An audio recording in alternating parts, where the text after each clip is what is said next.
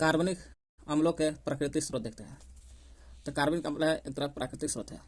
तो फार्मिक अम्ल जो मिलता है जैसे मेथनोइक अम्ल कहते हैं, लाल चींटी के डंक में मिलता है और बिच्छू के डंक में भी मिलता है। फार्मिक अम्ल लाल चींटी और बिच्छू के डंक में। साइट्रिक अम्ल जहाँ खट्टा फल रहता है, साइट्रिक खाट्रिक खट्टे फल में। बेंजोइक अम्ल जिसको कहते हैं खाद्य पदार्थ को सुरक्षित करने में आता है, वही घास पत्ते मूत्र में मिलता है। बेंजोइक अम्ल कहाँ मिलता है? घास और पत्ता जहाँ मूत्र रहता है, मूत्र हालांकि यूरेनिक अम्ल भी मिलता है। तो बेंजोइक अम्ल घास पत्ता मूत्र में। ऑक्जेलिक अम्ल सारेल के वृक्ष में। ऑक्जेलिक अम्ल आया है तो एक बार पढ़ लीजिए, द्विकार्बोक्सिलिक अम्ल है। द्विकार्बोक्सिलिक अम्ल है, यह पोटेशियम लवण के रूप में वनस्पति में मिलता है। यह पोटेशियम हाइड्रोजन लवण के रूप में मिलता है। ऑक्जेलिस और रूमेक्स नाम के पौधा है। यही ऑक्जेलिस और रूमेक्स परिवार के पौधा में पाया जाता है। कैल्शियम ऑक्जेलेट के रूप में यह प्रायः पौधों की कोशिका में पाया जाता है। जब कैल्शियम ऑक्जेलिक अम्ल जब कैल्शियम ऑक्जेलेट के रूप में मिलता है, कैल्शियम ऑक्जेलेट के रूप में, तो पौधा के कोशिका में पाया जाता है। थोड़ी मात्रा में मूत्र में भी रहता है ऑक्जेलिक अम्ल, अभी देखें हम लोग, और घास पत्ती में भी मिलता है। मानव गुर्दा में कैल्शियम ऑक्जेलेट एकत्रित में जमा होने के कारण पथरी की बीमारी हो जाता है। फेरस ऑक्जेलेट के रूप में इसका उपयोग फोटोग्राफी में होता है। जब यही ऑक्जेलिक अम्ल जब फेरस ऑक्जेलेट बनता है, तो यही फेरस ऑक्जेलेट फोटोग्राफी में प्रयोग होता है, जो कपड़े में लगे स्याही पे धब्बा को दूर करता है। वही है ऑक्जेलिक अम्ल, जो पथरी जो बनता है ऑक्जेलिक अम्ल के कारण होता है। मिलता कहाँ से है? सारेल के वृक्ष से। ऑक्जेलिक अम्ल सारेल के वृक्ष से मिलता है। और रूमेक्स के वृक्ष भी देखा भी हम लोग, सारेल के वृक्ष। एसिटिक अम्ल फल के जो रस होता है ना, वही रस वहाँ मिलता है, ये रस मिलता है एसिटिक अम्ल फल के रस में। टार्टरिक अम्ल टाटा इमली और अंगूर भी आता है ना, टार्टरिक अम्ल इमली अंगूर। लैक्टिक अम्ल दूध में, यही लैक्टिक अम्ल का थकान महसूस होता है। ग्लूटेमिक अम्ल गेहूँ में मिलता है। ग से ग्लूमेटिक और ग से गेहूँ में मिलता है। चलते पेट्रोलियम के बारे में देखते हैं हम लोग। पेट्रोलियम एक प्राकृतिक ईंधन है। कैसा प्राकृतिक ईंधन माना जाता है? यह भूपटपट्टी माने धरती पर के बहुत नीचे अवसादी परत के बीच में पाया जाने वाला संतृप्त हाइड्रोकार्बन का काले भूरे रंग का गाढ़ा तैलीय द्रव है। माने पूछे कौन सा परत मिलता है? अवसादी परत में मिलता है, क्योंकि अवसादी परत है ना परतदार चट्टान है, इसलिए अवसादी चट्टान में मिलता है पेट्रोलियम। पेट्रोलियम जो है संतृप्त है। कैसा संतृप्त? हाइड्रोकार्बन है। कैसा संतृप्त हाइड्रोकार्बन है। यही संतृप्त हाइड्रोकार्बन काले रंग का भूरे रंग का गाढ़ा तैलीय द्रव माना जाता है। तैलीय द्रव है पेट्रोल। इसे कच्चा तेल या कच्चा को बोलते हैं क्रूड ऑयल, कच्चा तेल या धातु तेल के नाम से भी जाना जाता है। पेट्रोलियम को क्या कहते हैं? कच्चा तेल भी कहते हैं, धातु तेल के नाम से भी जाना जाता है, क्योंकि कच्चा तेल या धातु तेल के नाम से जानते हैं। धातु बने खनिज तेल। पेट्रोलियम दो शब्दों के मिलने से बना है। दो शब्द से मिलने से बना है। वो दो शब्द कौन कौन है? पहला पेट्रो, दूसरा हो गया ओलियम। पेट्रो जब कहेगा तो पेट्रो का शाब्दिक अर्थ होता है चट्टान। पेट्रा का अर्थ क्या होता है? पेट्रा है जी, चट्टान होता है। ओलियम दूसरा बना, ओलियम का शाब्दिक अर्थ होता है तेल। वैसा चट्टान जहाँ तेल मिलता है उसे पेट्रोलियम कहते हैं। इस कारण पेट्रोलियम को रॉक ऑयल भी कहा जाता है, क्योंकि रॉक चट्टान को इंग्लिश में बोलते हैं रॉक, और तेल को इंग्लिश में बोलते हैं ऑयल। तो चट्टान ऑयल का हो या रॉक ऑयल का, बातें क्या है। पेट्रोलियम को बोलते हैं रॉक ऑयल भी कहते हैं। आधुनिक समय में इसकी अत्यधिक महत्ता कारण ही से काला सोना या द्रव सोना आदि की संज्ञा दी गई है। आधुनिक समय में पेट्रोल का महत्व बहुत ज़्यादा बढ़ गया है, इसलिए पेट्रोल को काला सोना भी कहा जाता है और द्रव सोना भी कहते हैं।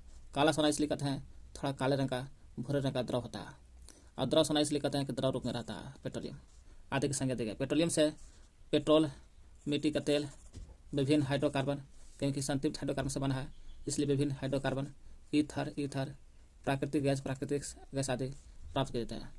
विश्व का सबसे पहला पेट्रोलियम कुआं कहाँ बनाया था? पूरे विश्व का सबसे पहला पेट्रोलियम कुआं कर्नल ड्रेक द्वारा बनाया था। किसके द्वारा? कर्नल ड्रेक द्वारा बनाया गया था। 1859 में बनाया गया था। 1859 में कहाँ बनाया गया था? विश्व का पहला कुआं कर्नल ड्रेक द्वारा बनाया गया था। कहाँ? तो 1859 में कहाँ? संयुक्त राज्य अमेरिका, देख रहे हैं यहीं बनाया गया था। संयुक्त राज्य अमेरिका में भी कहाँ? तो पेंसिल्वेनिया एक राज्य है, यही पेंसिल्वेनिया राज्य में भी कहाँ? टाइटल सविले नामक स्थान पर खोदा गया था। सोचिए कहाँ खोदा गया था? टाइटल सविले नामक स्थान पर खोदा गया था। पूछेगा विश्व का सबसे पहला पेट्रोलियम कुआं कहाँ बनाया गया था? कर्नल कहाँ पर कुआं बनाने वाला आदमी का नाम था कर्नल ड्रेक द्वारा। कब? 1859 में। 1859 में कब बनाया गया था? कहाँ था? अमेरिका में। अमेरिका में भी कहाँ? अमेरिका का राज्य है पेंसिल्वेनिया में। कहाँ? तो टाइट सविले नामक स्थान पर खोदा गया था पेट्रोलियम एक गाढ़ा और गहरे रंग का चिपचिपा और दुर्गंध युक्त पदार्थ है। दुर्गंध नहीं देता, अलग से दुर्गंध देने के लिए मिलाया जाता है इसमें। पेट्रोलियम से इसके विभिन्न अवयव को, पेट्रोलियम में बहुत सारा चीज कण रहता है जो विभिन्न अवयव को प्रभाजी आसवन विधि है ना, फ्रैक्शनल डिस्टिलेशन विधि, प्रभाजी आसवन विधि द्वारा अलग किया जाता है। इसे पेट्रोलियम का शोधन कहते हैं, क्योंकि प्रभाजी आसवन विधि में पेट्रोलियम को जो शुद्ध करते हैं तो बहुत कम क्वथनांक वाला नीचे, ज़्यादा क्वथनांक ऊपर चल जाता है और इस विधि से पेट्रोलियम अलग हो जाता है। इसे ही पेट्रोलियम का शोधन कहते हैं कि पेट्रोलियम का शोध हुआ है ना, सफाया हुआ। आधुनिक विचारधारा के अनुसार पेट्रोलियम की उत्पत्ति जीव जंतु और वनस्पति से हुआ है, ऐसा बात बोला जाता है। क्या करता है पेट्रोलियम प्राकृतिक ईंधन है। यह भूपटपट्टी के बहुत नीचे अवसादी चट्टान रहता है। इसी अवसादी चट्टान के परत मिलता है संतृप्त हाइड्रोकार्बन है। पेट्रोलियम क्या है? संतृप्त हाइड्रोकार्बन का तेल है जो भूरे रंग का गाढ़ा तेलीय द्रव माना जाता है। पेट्रोलियम को कच्चा तेल या धातुक तेल भी कहते हैं। कच्चा तेल कहो या धातुक तेल कहो या रॉक ऑयल भी कहते हैं, रॉक ऑयल भी कह सकते हैं। पेट्रोलियम जो है, पेट्रोलियम 2 शब्द से बना है। 2 शब्द कौन कौन है? एक पहला शब्द का नाम है पेट्रा, जिसका अर्थ होता है चट्टान। दूसरा अर्थ है ओलियम, जिसका अर्थ होता है तेल। तो हो गया चट्टान तेल। चट्टान को इंग्लिश बोलते हैं रॉक और तेल को बोलते हैं आयल। रॉक आयल भी कहिए, चट्टान तेल कहते हैं। आज ही कल काला सोना भी कहते हैं। पेट्रोलियम को क्या नाम से जानते हैं? कच्चा तेल, धातुक तेल, रॉक आयल, काला सोना भी कहते हैं, काला सोना, और द्रव सोना भी कहते हैं। कच्चा तेल 1, धातुक तेल 2, रॉक आयल 3, काला सोना 4, द्रव सोना 5 नाम से जानते हैं। पेट्रोलियम से पेट्रोल प्राप्त होता है। पेट्रोल, मिट्टी का तेल भी मिलता है ना, मिट्टी का तेल। पेट्रोलियम से पेट्रोल, मिट्टी का तेल, विभिन्न हाइड्रोकार्बन मिलता है, ईथर मिलता है, प्राकृतिक गैस भी मिलता है। विश्व का सबसे पहला पेट्रोलियम कुआं कर्नल ड्रेक द्वारा बनाया गया था 1859 में। 1859 में कहाँ? कर्नला बनाया था, संयुक्त राज्य अमेरिका में भी कहाँ? पेंसिल्वेनिया राज्य में कहाँ? टाइट सविले नामक स्थान पर। पेट्रोलियम थोड़ा सा गाढ़ा गहरे रंग का चिपचिपा पदार्थ है, दुर्गंध युक्त है, कोई दुर्गंध नहीं है। पेट्रोलियम को प्रभाजी आसवन विधि से अलग करते हैं। इस प्रक्रिया को पेट्रोलियम का शोधन कहा जाता है। पेट्रोलियम की उत्पत्ति कहाँ से होता है? जीव जंतु और वनस्पति से प्राप्त होता है पेट्रोलियम। अपस्फोटन एवं ऑक्टेन संख्या क्या है? अपस्फोटन क्या है और ऑक्टेन संख्या क्या है? नोकिक एंड ऑक्टेन, यानी कि अपस्फोटन ऑक्टेन संख्या क्या है? कुछ ईंधन ऐसे होते हैं जिनका वायु मिश्रण इंजनों के सिलेंडर में ज्वलन समय के पहले ही हो जाता है। कारण कुछ ईंधन कुछ ऐसा देखने को मिलता है जिनका वायु माने ईंधन का वायु जो है वायु मिश्रण इंजन के सिलेंडर में ज्वलन समय के पहले हो जाता है। सिलेंडर में ही हमको जलाना है, 5 घंटा बाद जल जाता, 5 घंटा पहले ही वही हो रहा है। सिलेंडर में ज्वलन समय के पहले हो जाता है। ज्वलन क्या हो रहा है? समय के पहले हो जाता है, जिससे उष्मा तो निकलता है। उष्मा पूर्णतः कार्य में परिवर्तन न होकर के धात्विक ध्वनि उत्पन्न करने में नष्ट हो जाता है। क्या? वो जो उष्मा निकला, वो पूर्णतः उष्मा कार्य में परिवर्तन न होकर के क्या हुआ? धात्विक उत्पन्न करने में नष्ट हो जाता है। धात्विक उत्पन्न करने में नष्ट हो जाता है। और समय के पहले जल भी न करे तो क्या होगा? धात्विक में कन्वर्ट हो जाता है। धात्विक ध्वनि है, ध्वनि में कन्वर्ट हो जाता है, इसी में नष्ट हो जाता है। यही धात्विक ध्वनि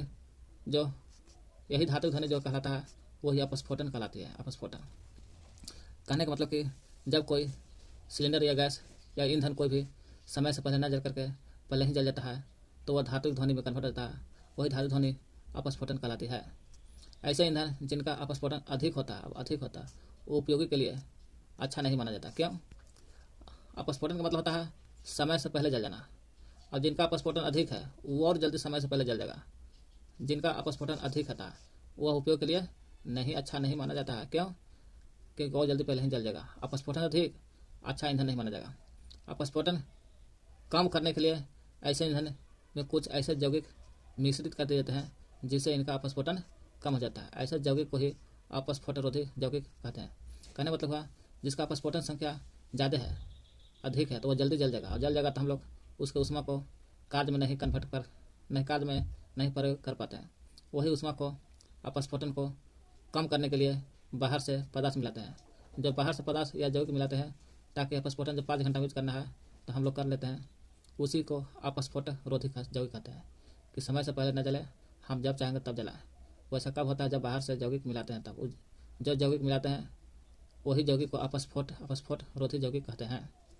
किसी ईंधन का अपस्फोटन की ऑक्टेट संख्या के द्वारा व्यक्त किया जाता है। अपस्फोटन जो होता है, अपस्फोटन किसी ईंधन के अपस्फोटन मतलब कि जो समय से पहले जल जाता है उसे उसका हम लोग प्रयोग नहीं कर पाते हैं। वही अपस्फोटन को ऑक्टेन संख्या के द्वारा व्यक्त किया जाता है। पूछेगा अपस्फोटन किस संख्या द्वारा व्यक्त करते हैं? तो ऑक्टेन संख्या द्वारा व्यक्त किया जाता है। जिस किसी ईंधन का ऑक्टेन संख्या जितना अधिक होता है ईंधन होता है उसका अपस्फोटन उतना ही कम होता है। कहने मतलब कि ऑक्टेन संख्या जिस किसी आपका ईंधन का ऑक्टेन संख्या जितना अधिक होगा, ऑक्टेन संख्या अधिक तो अपस्फोटन भी कम हो जाएगा। नहीं, ऑक्टेन संख्या ज़्यादा मिलाइएगा तो हम लोग उसके ऊष्मा को प्रयोग कर पाएंगे आसानी से। इसलिए ऑक्टेन संख्या अधिक तो अपस्फोटन भी ओकर उल्टा उतना ही कम होगा। अपस्फोटन अधिक, अपस्फोटन संख्या अधिक, खाली अपस्फोटन नहीं, ऑक्टेन है ना, ईंधन का ऑक्टेन है, ऑक्टेन संख्या अधिक रहेगा तो अपस्फोटन भी कम हो जाता है तथा उतना ही अच्छा ईंधन भी माना जाता है। क्या? ऑक्टेन संख्या ज़्यादा डालने से अपस्फोटन कम होता है, और जब कम होता है आसानी से जला लेते हैं, इसलिए वह उतना ही अच्छा ईंधन माना जाता है। ईंधन की ऑक्टेन संख्या को बढ़ाने के लिए उसमें अपस्फोटन रोधी यौगिक मिलाया जाता है। कोई भी ईंधन है, ईंधन को हम लोग ऑक्टेन संख्या को बढ़ा देने से बढ़ गया तो समझ का अपस्फोटन रोधी यौगिक मिल जाता है जो आसानी से जलाने में काम आता है। टेट्रा इथाइल लेड या TeL सबसे अच्छा अपस्फोटन रोधी यौगिक माना जाता है। इसलिए अपस्फोटन रोधी ज़्यादा है, इसका मतलब हुआ कि वह पदार्थ समय के अनुसार चल जाएगा और ऑक्टेन संख्या का मान भी अधिक है, इसलिए अपस्फोटन रोधी भी अच्छा यौगिक माना जाता है। BTX ये पहले example, tetra ethyl lead, T से टेट्रा, E से इथाइल लेड, सबसे अच्छा अपस्फोटन रोधी यौगिक माना जाता है TeL को। BTX 20 हो गया बेंजीन, T से हो गया टोल्यून, X हो गया जाइलोन। बेंजीन, टोल्यून और जाइलोन भी एक अच्छा अपस्फोटन रोधी यौगिक माना जाता है। अच्छा अपस्फोटन यौगिक माना जाता है BTX को। साधारणतः प्रति लीटर पेट्रोल में एक लीटर पेट्रोल में टेट्रा इथाइल लेड की मात्रा 0.15 मिलीलीटर की मात्रा के साथ कुछ इथाइल ब्रोमाइड मिलाकर अपस्फोटन कम किया जाता है। कह रहा पेट्रोल में 1 लीटर पेट्रोल में TeL टेट्रा इथाइल लेड की 0.15 मिलीलीटर मात्रा के कुछ इथाइल ब्रोमाइड मिलाते हैं। किसको मिलाते हैं? TeL में, ये दोनों को मिलाते हैं तो अपस्फोटन कम किया जाता है। तो क्या कहते हैं हम लोग? अपस्फोटन एक ऑक्टेन संख्या। अपस्फोटन का मतलब होता है जो ऐसा पदार्थ जिसको जला रहे हैं 5 घंटा के बाद चला करके यूज करना है, 5 घंटा से पहले ही जल के खत्म हो जा रहा है, समय उसको ऊष्मा को हम लोग कार्य को में नहीं कन्वर्ट कर पाते हैं, नहीं ले पाते हैं, तो वो हो गया अपस्फोटन कहलाता है। ऑक्टेन संख्या क्या है? अपस्फोटन का ही ऑक्टेन संख्या में व्यक्त करते हैं। जिसका ऑक्टेन संख्या जितना अधिक होगा उसका अपस्फोटन भी उतना ही कम होगा। ऑक्टेन संख्या ज़्यादा है तो अपस्फोटन भी कम होगा और अपस्फोटन रोधी यौगिक कहलाएगा, और कुछ नहीं। और समय से पहले जल जाता है उसको धातु ध्वनि में कन्वर्ट होता है, यही धातु ध्वनि अपस्फोटन कहलाता है। जिस इनका अपस्फोटन कम हो जाता है ऐसा यौगिक को ही अपस्फोटन रोधी यौगिक कहलाता है। जिस पदार्थ को मिलाने से अपस्फोटन कम हो जाता है तो उस पदार्थ का बोलते हैं कि त्वरा चलते समय के अनुसार ऊष्मा को समय के अनुसार प्रयोग करते हैं।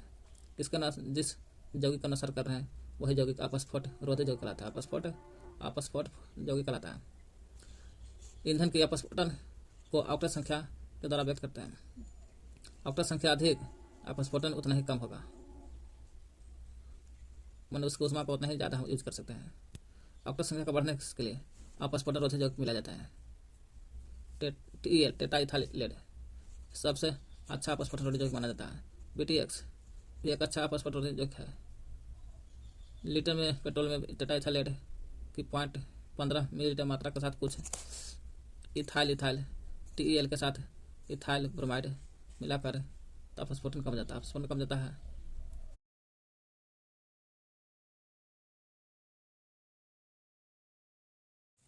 डीजल डीजल डीजल एक प्रकार का तैलीय द्रव हाइड्रोकार्बन है जो पेट्रोलियम के प्रभाजी आसवन से प्राप्त किया जाता है। जब यही डीजल मिलता है पेट्रोल से मिलता है। किससे मिलता है? पेट्रोल से मिलता है डीजल। जब पेट्रोलियम मिलता है प्रभाजी आसवन विधि से तो डीजल भी मिलता है ना। यह भी तैलीय द्रव हाइड्रोकार्बन का पेट्रोलियम का प्रभाजी आसवन विधि से मिलता है ना। पेट्रोलियम के प्रभाजी आसवन विधि से ही प्राप्त होता है।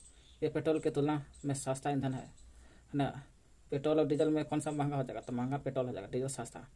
जिसका उपयोग यही डीजल का उपयोग वाहन मशीन संयंत्र मशीन संयंत्र आदि के चलाने के लिए किया जाता है। डीजल के जलने से अनेक खतरनाक विषैले गैस भी निकलता है ना। विषैले गैस निकलता है जलता है तो जिनमें सल्फर डाइऑक्साइड प्रमुख है। SO2 सबसे प्रमुख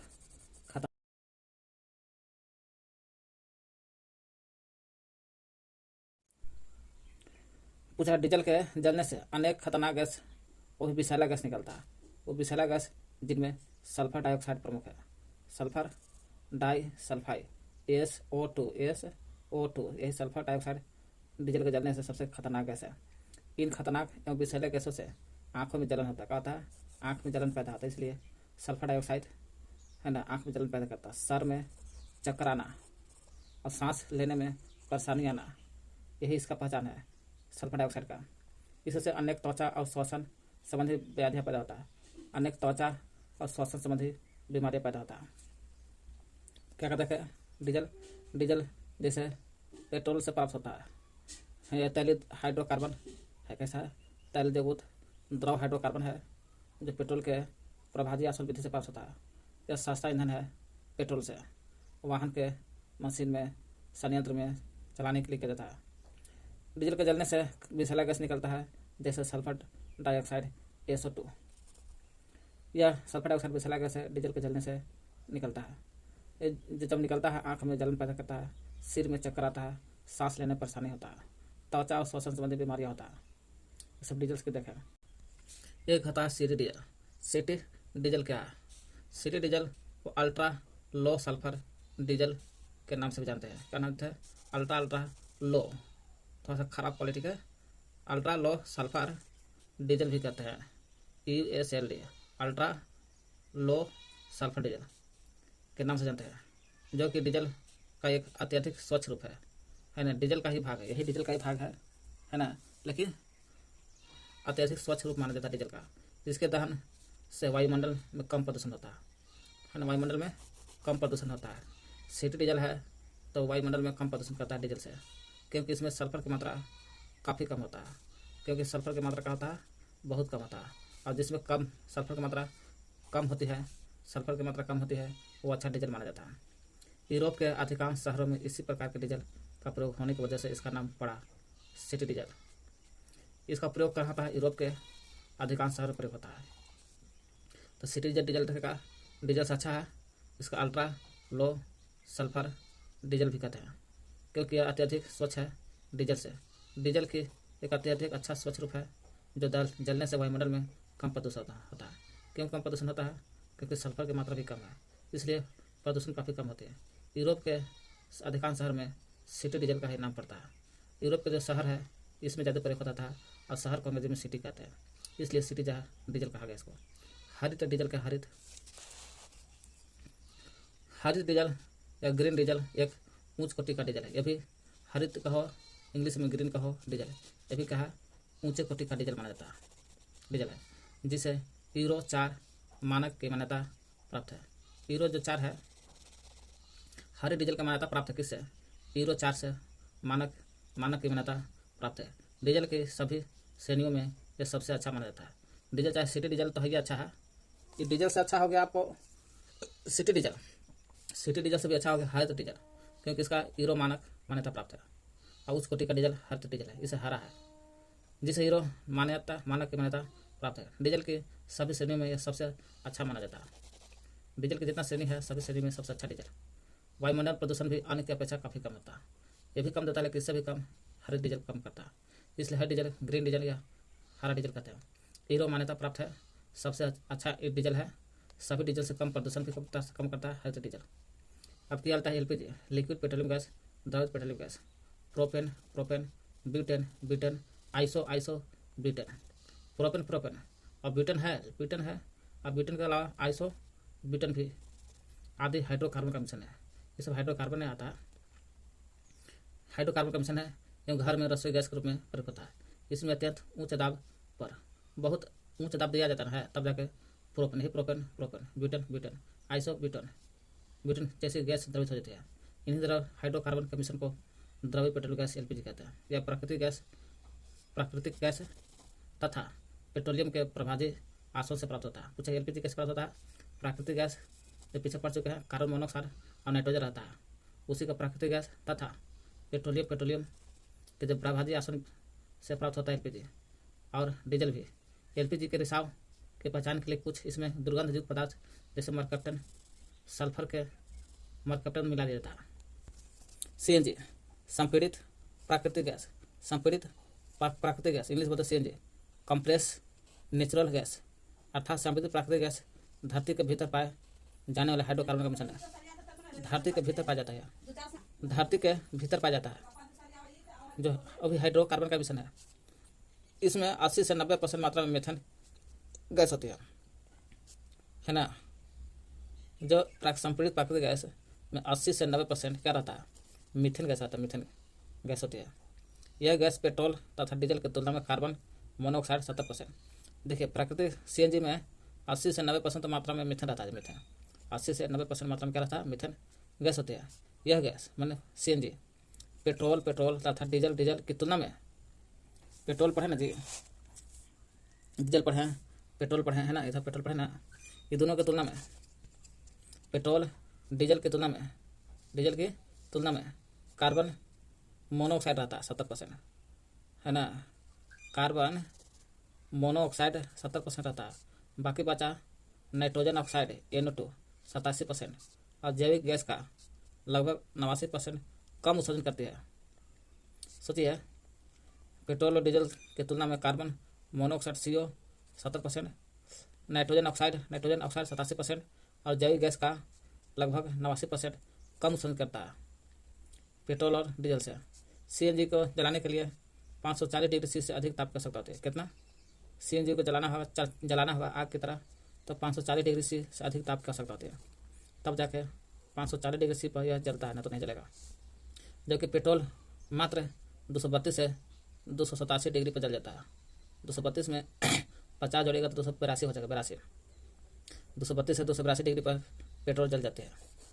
यह गैस रंगहीन गंधहीन हवा से हल्की है सीएनजी, तथा पर्यावरण की दृष्टि से सबसे कम प्रदूषण भी करता है। सीएनजी को वाहन में ईंधन के रूप में इस्तेमाल होता है। किसमें? वाहन के ईंधन में होता है। आजकल गाड़ी सीएनजी से चलित है। यह गैस वाहनों में पेट्रोल तथा डीजल के विकल्प के रूप में प्रयोग होता है। यह गैस में सीएनजी वाहनों में जहाँ पेट्रोल और डीजल होता था उसी की जगह पर सीएनजी का प्रयोग होता है। पेट्रोल और डीजल का प्रयोग से वाहनों से निकलने वाला खतरनाक रासायनिक पदार्थ जैसे शीशा, सल्फर डाइऑक्साइड, जो डीजल से भी निकलता है, सल्फर डाइऑक्साइड आँख में मिचाई से लगता है, विषैला गैस भी है, चक्कर आता है, आँख में जलन होता है, सिर में चक्कर भी आता है। सल्फर डाइऑक्साइड से अभी देख हम लोग, यही डीजल से निकलता है गैस सल्फर डाइऑक्साइड, जो खतरनाक विषैला गैस है। आँख में जलन होता है, सिर में चक्कर भी आता है, सांस लेने परेशानी भी होता है, त्वचा श्वसन संबंधी बीमारी होता है। वही सल्फर डाइऑक्साइड आदि मनुष्य के स्वास्थ्य पर बुरा प्रभाव पड़ता है। कब? जब पेट्रोल और डीजल चलता था, तब गाड़ी से निकलता था शीशा, सल्फर डाइऑक्साइड मनुष्य के स्वास्थ्य पर बुरा प्रभाव पड़ता था। अभी देखिए यह तथा ये कई बीमारियां जैसे चर्म कैंसर, आँख में जलन, अभी देखें सिर दर्द, सिर चक्कर आना जन्म देते हैं। वाहनों में सीएनजी जब से आया है तब से प्रयोग में इन खतरनाक रासायनिक पदार्थों को उत्सर्जन से अत्यंत ही अल्प मात्रा में, कम मात्रा में बीमारी होता है, जो पर्यावरण को स्वच्छ भी बनाता है। क्या कहते हैं CNG में 80 से 90% मात्रा मीथेन रहती है। मीथेन 80 से 90% मात्रा मीथेन रहती है। पेट्रोल और डीजल की तुलना में यह सबसे अच्छा है कि तुलना में कार्बन मोनोऑक्साइड 70%, नाइट्रोजन ऑक्साइड 87% और जैविक गैसों का लगभग 89% कम उत्सर्जन करता है। यानी कि जितना पेट्रोल डीजल नाइट्रोजन ऊपर निकलता है वहाँ से कम इन लोग निकलता है। कार्बन मोनोऑक्साइड तो कम निकलता है, 17% कम, सोच लीजिए 30% निकलता है nitrogen, CO carbon monoxide. Nitrogen oxide 87% कम निकलता है पेट्रोल डीजल से। जैविक गैस का लगभग 89% कम उत्सर्जन करता है CNG। 89 कम करता है तो 11 उत्सर्जन करता होगा। CNG को जलने के लिए 540 डिग्री से अधिक ताप की आवश्यकता होती है। 540 डिग्री पर जलता है, जबकि पेट्रोल 232 से 282 डिग्री पर जलता है। CNG रंगहीन है, गंधहीन है, हवा से हल्की है और पर्यावरण की दृष्टि से सबसे कम प्रदूषण है ना, कम प्रदूषण माना जाता है। पेट्रोल और डीजल से कम प्रदूषण है। CNG को वाहनों में ईंधन के रूप में होता है। क्यों? क्योंकि CNG जो है कार्बन मोनोऑक्साइड 70% कम पेट्रोल से कम निकलता है गैस। नाइट्रोजन ऑक्साइड 87% कम, जैविक गैस का लगभग 89% कम उत्सर्जन करता है। इसलिए वाहन में ईंधन का प्रयोग किया जाता है। यह गैस वाहनों में पेट्रोल डीजल के जगह प्रयोग होता है। पेट्रोल या डीजल के प्रयोग से जब होता था तो उसमें से गाड़ी के धुआं से निकलता था सीसा, सल्फर डाइऑक्साइड निकलता था। ये दोनों क्या करता था, मनुष्य के स्वास्थ्य पर बुरा प्रभाव पड़ता था और कई बीमारी आता था। जैसे यही सीसा, सल्फर डाइऑक्साइड से चर्म कैंसर, आँख में जलन होता था, सिर दर्द आदि का जन्म देते थे। वाहनों में CNG जब से आया है तब से प्रयोग से इन खतरनाक बीमारी से बचा जा रहा है। अब पर्यावरण भी स्वच्छ रहता है। गैसोहॉल क्या है? गैसोहॉल पेट्रोल एल्कोहल के मिश्रण को गैसोहॉल कहते हैं। जहाँ पेट्रोल लाने एल्कोहल भी लाने पेट्रोल प्लस OH अल्कोहल दोनों मिला देगा तो पेट्रोल एल्कोहल के मिश्रण को बोलते हैं गैसोहॉल।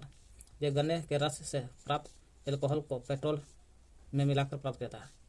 गन्ना का जो रस होता है, यही गन्ना का रस से प्राप्त होता है अल्कोहल, और यही अल्कोहल को पेट्रोल में डालते हैं तो बन जाता है एल्कोहल। पेट्रोल मिलकर गैसोहॉल बनता है। इसमें गैसोहॉल में पेट्रोल और एल्कोहल की मात्रा कम से 90% 10% होता है। पेट्रोल जो होता है 90%, पेट्रोल जो होता है ये आपको 90% होता है। एल्कोहल जो होता है 10% होता है। इसमें गैसोहॉल से पेट्रोल द्वारा होने वाला कार्बन डाइऑक्साइड CO2 तथा सल्फर डाइऑक्साइड SO2। गैसोहॉल से पेट्रोल द्वारा होने वाला carbon dioxide CO2, sulphur dioxide जो आँख में मिचमिचाए, सिर में चक्कर आता था, अभी पढ़े हम लोग, गाड़ी का धुआं से निकलता है SO2, वही SO2 के उत्सर्जन को रोका जा सकता है। ये गैसोहॉल से क्या क्या रोक सकता है? CO2 नहीं निकल देगा और SO2 को भी नहीं निकल देगा। यही CO2 SO2 को रोका जा सकता है। किससे? गैसोहॉल से रोका जा सकता है। अतः यह पेट्रोल का बेहतर प्रतिया साबित हो सकता है। गैसोहॉल पेट्रोल से अच्छा माना जाता है। गैसोहॉल को पेट्रोल से अच्छा माना जाता है। यह वही देखा जाए, यह विश्व में पेट्रोलियम की बढ़ती समस्या का समाधान में कारगर साबित हो सकता है। पूरे विश्व में पेट्रोलियम की समस्या बढ़ रहा है, उसके जगह पर गैसोहॉल का ही प्रयोग किया जाएगा। इसकी खोज ब्राज़ील में की गई थी। गैसोहॉल की खोज ब्राज़ील में। तो क्या कहते हैं, गैसोहॉल में पेट्रोल और एल्कोहल से प्राप्त होता है। एल्कोहल कहाँ से मिलता है? गन्ने के रस से। वही गन्ने के रस से बनता है एल्कोहल और वही एल्कोहल को डाल देता है पेट्रोल में। दोनों पेट्रोल एल्कोहल के मिश्रण को गैसोहॉल कहते हैं। पेट्रोल की मात्रा 90% होता है। पेट्रोल की मात्रा 90%, एल्कोहल की मात्रा रहता है 10%।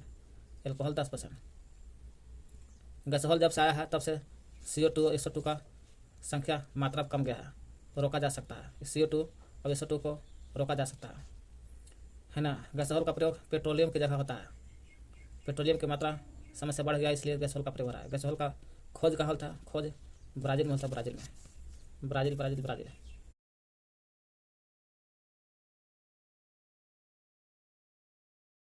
साबुन अपमार्जक देखते लूसेंट का 9 है।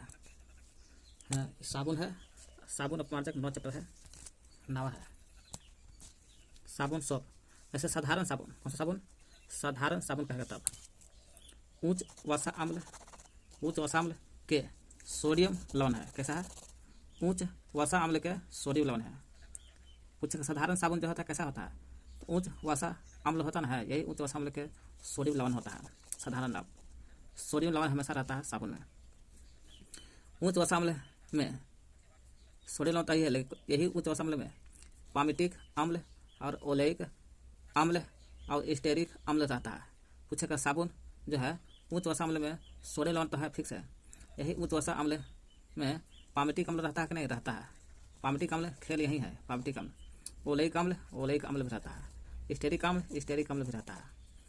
पामटिक अम्ल का सूत्र याद कर लो, C15 15 30 1 31 H31 COOH, C15 H31 COOH, C15 15 15 30 1 31 H31 COOH।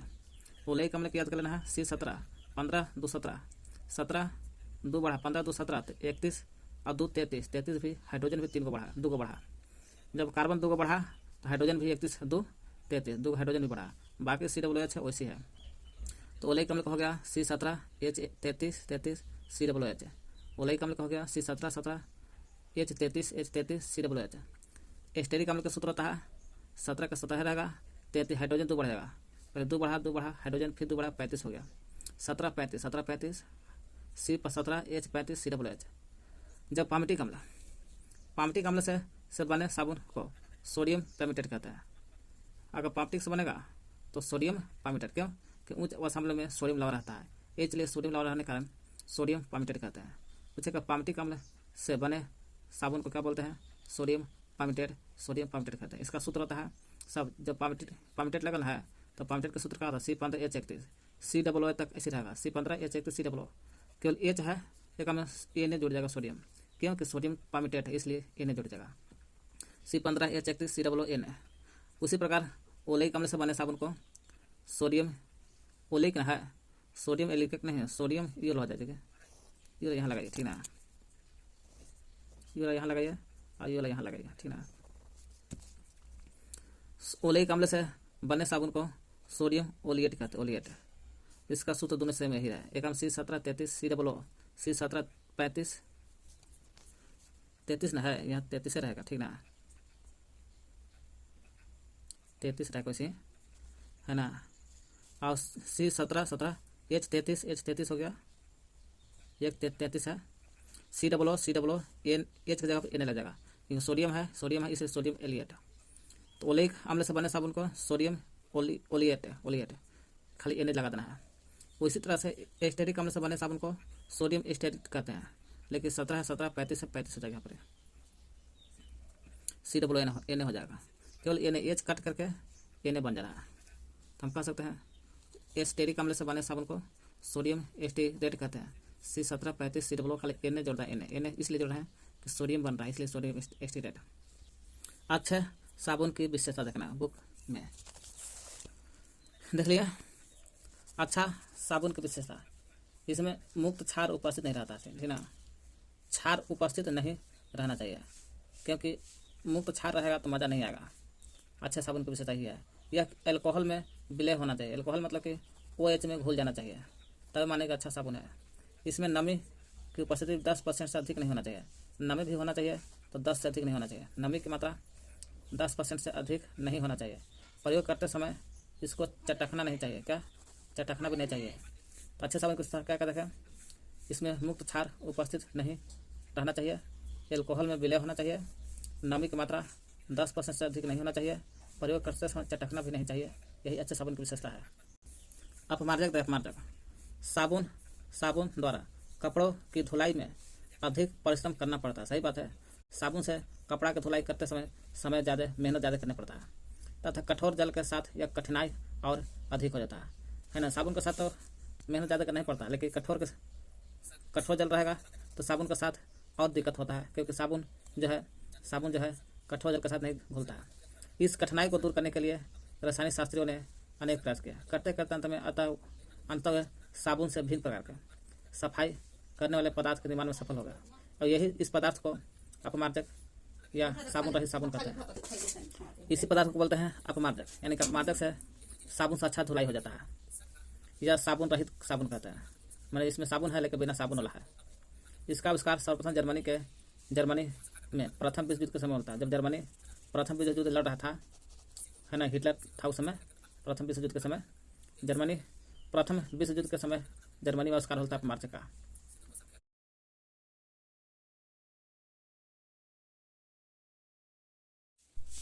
अपमार्जक के प्रकार और उदाहरण, सोडियम एल्किल सल्फेट, ये भी अपमार्जक के प्रकार है, 3 को प्रकार है। पहला सोडियम एल्किल सल्फेट, दूसरा चतुष्क अमोनियम लवण, तीसरा अशांत एस्टेरीकृत यौगिक। चौथा हो गया प्रतिस्थापित एल्किल सल्फोनेट। ये 4 अपमार्जक के प्रकार है।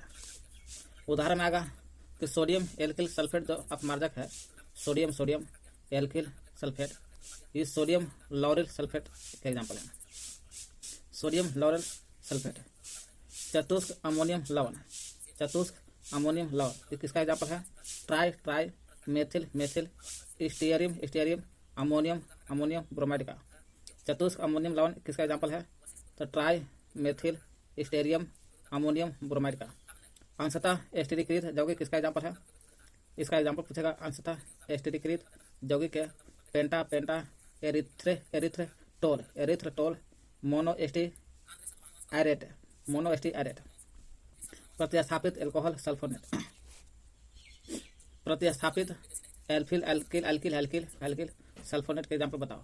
इसका सोडियम पीडोडेसिल बेंजीन सल्फोनेट है। ये तो हो गया अपमार्जक का एग्जाम्पल। साबुन अपमार्जक का अंतर क्या है? साबुन जो है यह कठोर जल से कपड़े धोने के लिए उपयुक्त नहीं है, कठिनाई पड़ता है, क्योंकि साबुन जो है Ca++ मैग्नीशियम ++ आयन इससे संजोग करके सफ़ेद और चिकना अवक्षेप बनाते हैं। सफ़ेद और चिकना अवक्षेप बनाते हैं। कौन? साबुन। जैसे कैल्शियम से, साबुन में कैल्शियम और मैग्नीशियम रहता है, दोनों चिकना सफ़ेद बनाता है, जिसके कारण कठोर जल में धोने में दिक्कत होता है। जबकि अपमार्जक देखते हैं यह कठोर जल कपड़े धोने के काम आता है, क्योंकि अपमार्जक जो है कठोर जल में उपस्थित कैल्शियम ऑक्साइड, एकरो में कैल्शियम है, एकरो मैग्नीशियम है, इसमें भी मैग्नीशियम है।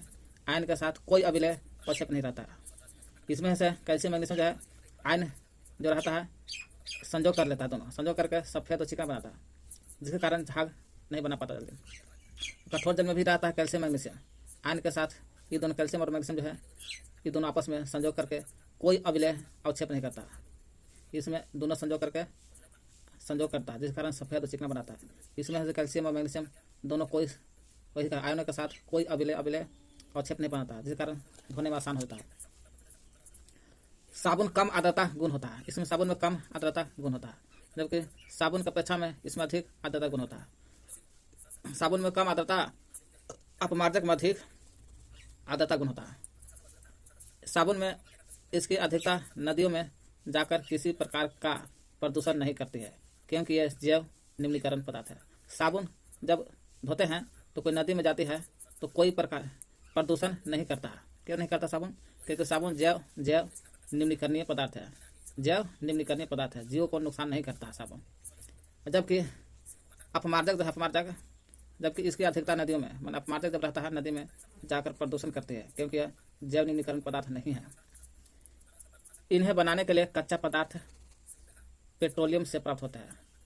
साबुन बनता है कच्चा पदार्थ जब पेट्रोलियम रहता है, पेट्रोलियम से बनता है, कच्चा पेट्रोलियम पदार्थ से।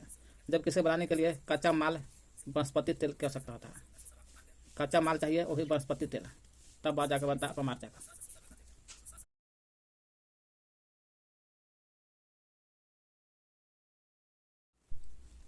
तेल वसा के बारे में देखते हैं। तेल वसा क्या है? तेल जब 20 डिग्री से कम तापमान पर रहता है द्रवस्था में तो तेल कहलाता है। जब यही 20 डिग्री से अधिक हो जाता है तापमान, उसमें ठोस अवस्था में रहता है तो उसे वसा कहते हैं। तेल वसा दोनों में अंतर भौतिक अवस्था पर और गलनांक अवस्था पर अंतर पाया जाता है। फिर से पढ़ते हैं। तेल वसा क्या है? उच्च वसीय अम्ल है ना, ये वाला। फिर असंतृप्त अम्ल, उच्च वसीय अम्ल, असंतृप्त अम्ल, ये दोनों के ग्लिसरॉल बनाते हैं। ये दोनों को मिलाइएगा तो क्या बनेगा? ग्लिसरॉल बनता है जो ठोसा चिपचिपा पर, यही ग्लिसरॉल से बना एस्टर कहलाता है, एस्टर। पूछेगा तेल वसा क्या है? ये तेल वसा जो है उच्च वसीय अम्ल और असंतृप्त अम्ल के ग्लिसरॉल से बना, क्या ग्लिसरॉल से बना? एस्टर है। तेल यही वसा दोनों क्या है? एस्टर है। क्या चीज़ से बनता है एस्टर? उच्च वसीय अम्ल और असंतृप्त अम्ल दोनों के मिश्रण के ग्लिसरॉल से बना, दोनों से बनता है ग्लिसरॉल, यही ग्लिसरॉल से बना एस्टर कहलाता है, तेल वसा एस्टर है। पामटिक अम्ल, स्टेरिक अम्ल और ओलेइक अम्ल। जो साबुन बनता है पामटिक अम्ल से, पीछे पढ़े हैं। स्टेरिक अम्ल भी, ओलेइक अम्ल, तीनों से बनता है साबुन। तो इस साबुन का ही नाम है पामटिक अम्ल, स्टेरिक अम्ल, ओलेइक अम्ल और फिर ग्लिसरॉल। ये तीनों का मिश्रण से बनता है ग्लिसरॉल। ग्लिसरॉल इस सब का मिश्रण होता है, ग्लिसरॉल का मिश्रण है, ये सब तेल में आता है। क्या कर रहा है? पामटिक अम्ल, स्टेरिक अम्ल, ओलेइक अम्ल के यानी के ग्लिसरॉल का मिश्रण है, ये सब ग्लिसरॉल में बन जाता है सब। ये भी बनता है ग्लिसरॉल, उच्च वसीय अम्ल, अस्तित्व अम्ल, ये भी बनता है ग्लिसरॉल से बना एस्टर है, ये दोनों से बनेगा ग्लिसरॉल, उसको बोलते हैं एस्टर वाला तेल, है ना। और इससे बनता है मिश्रण। तेल वसा में अंतर, भौतिक अवस्था में अंतर जो है भौतिक अवस्था में और गलनांक के आधार पर पाया जाता है। भौतिक अवस्था में और गलनांक अवस्था पर अंतर पाया जाता है। क्यों? भौतिक अवस्था में जब द्रव में रहेगा तो तेल और ठोस में रहेगा तो ठोस, यही है भौतिक अवस्था पर। गलनांक के आधार पर जब तापमान, देखिए तापमान जब 20 डिग्री से कम रहेगा तो तेल, यही ग्लिसरॉल। ग्लिसरॉल जो है साधारण ताप पर ग्लिसरॉल द्रव अवस्था में रहता है, यही ग्लिसरॉल जब बनता है द्रव अवस्था है तो तेल, और ठोस अवस्था में तो वसा। वही कह रहा है तेल वसा में अंतर क्या है? भौतिक अवस्था में भी अंतर पाया जाता है और गलनांक के आधार पर। गलनांक के आधार पर जब ग्लिसरॉल 20 डिग्री से कम रहता है तो तेल, और 20 डिग्री से अधिक रहता है तो वसा बनता है। कुछ वनस्पति तेल, है ना, खजूर का तेल असंतृप्त ग्लिसरॉल का एग्जाम्पल आता है। कैसा है? खजूर का भी तेल है, ग्लिसरॉल है, लेकिन कौन सा ग्लिसरॉल? असंतृप्त ग्लिसरॉल का एग्जाम्पल आता है। ये देखिए असंतृप्त ग्लिसरॉल में आता है। कुछ वनस्पति का तेल आता है, खजूर का तेल जैसे असंतृप्त, या ताड़ का तेल जो भी है, असंतृप्त ग्लिसरॉल के मात्रा अधिक रहता है, जिसके कारण खजूर का तेल मिलता है। जिसमें असंतृप्त ग्लिसरॉल ज़्यादा रहेगा वो खजूर का तेल कहलाएगा। खजूर के तेल में हाइड्रोजन गैस, कौन सा गैस? हाइड्रोजन गैस उचित प्रेरक के उपस्थिति में प्रवाहित करते हैं। खजूर के तेल में कौन सी प्रवाहित करते हैं? Hydrogen gas. कब? उचित उत्प्रेरक की उपस्थिति में, तो ग्लिसराइड ठोस में बदलता है। यही ग्लिसराइड जब ठोस में बदल जाता है, कब? खजूर का ऐसा तेल है जब इसमें हाइड्रोजन गैस प्रवाहित करते हैं। कब हाइड्रोजन गैस प्रवाहित करते हैं? दोनों में हाइड्रोजन, यही कहा खजूर के तेल में हाइड्रोजन गैस उचित उत्प्रेरक, कब? उचित उत्प्रेरक की उपस्थिति में प्रवाहित करते हैं तो ग्लिसराइड ठोस में बदलता है खजूर का तेल। जैसे वनस्पति घी का बनना, ये भी वनस्पति घी कब बनता है? जब कोई तेल में हाइड्रोजन गैस जाती है और भी उचित उत्प्रेरक के उपस्थिति में तो ग्लिसराइड ठोस बनता है। वो जैसे वनस्पति का घी बनना, इसी का एक प्रक्रिया है। खाद्य पदार्थ देखे हैं, खाद्य पदार्थ वसा का गलनांक, वसा का जो खाद्य वसा जो खाने वाला जो वसा होता है उसका गलनांक मानव शरीर के ताप से 37 डिग्री जो होता है, मानव शरीर का तापमान, इससे कम होना चाहिए। 37 डिग्री से कम होना चाहिए खाद्य पदार्थ का वसा, तब ठीक रहेगा। तो क्या कहते हैं? तेल वसा में उच्च वसीय अम्ल और असंतृप्त अम्ल के मिश्रण से बना ग्लिसरॉल एस्टर कहलाता है।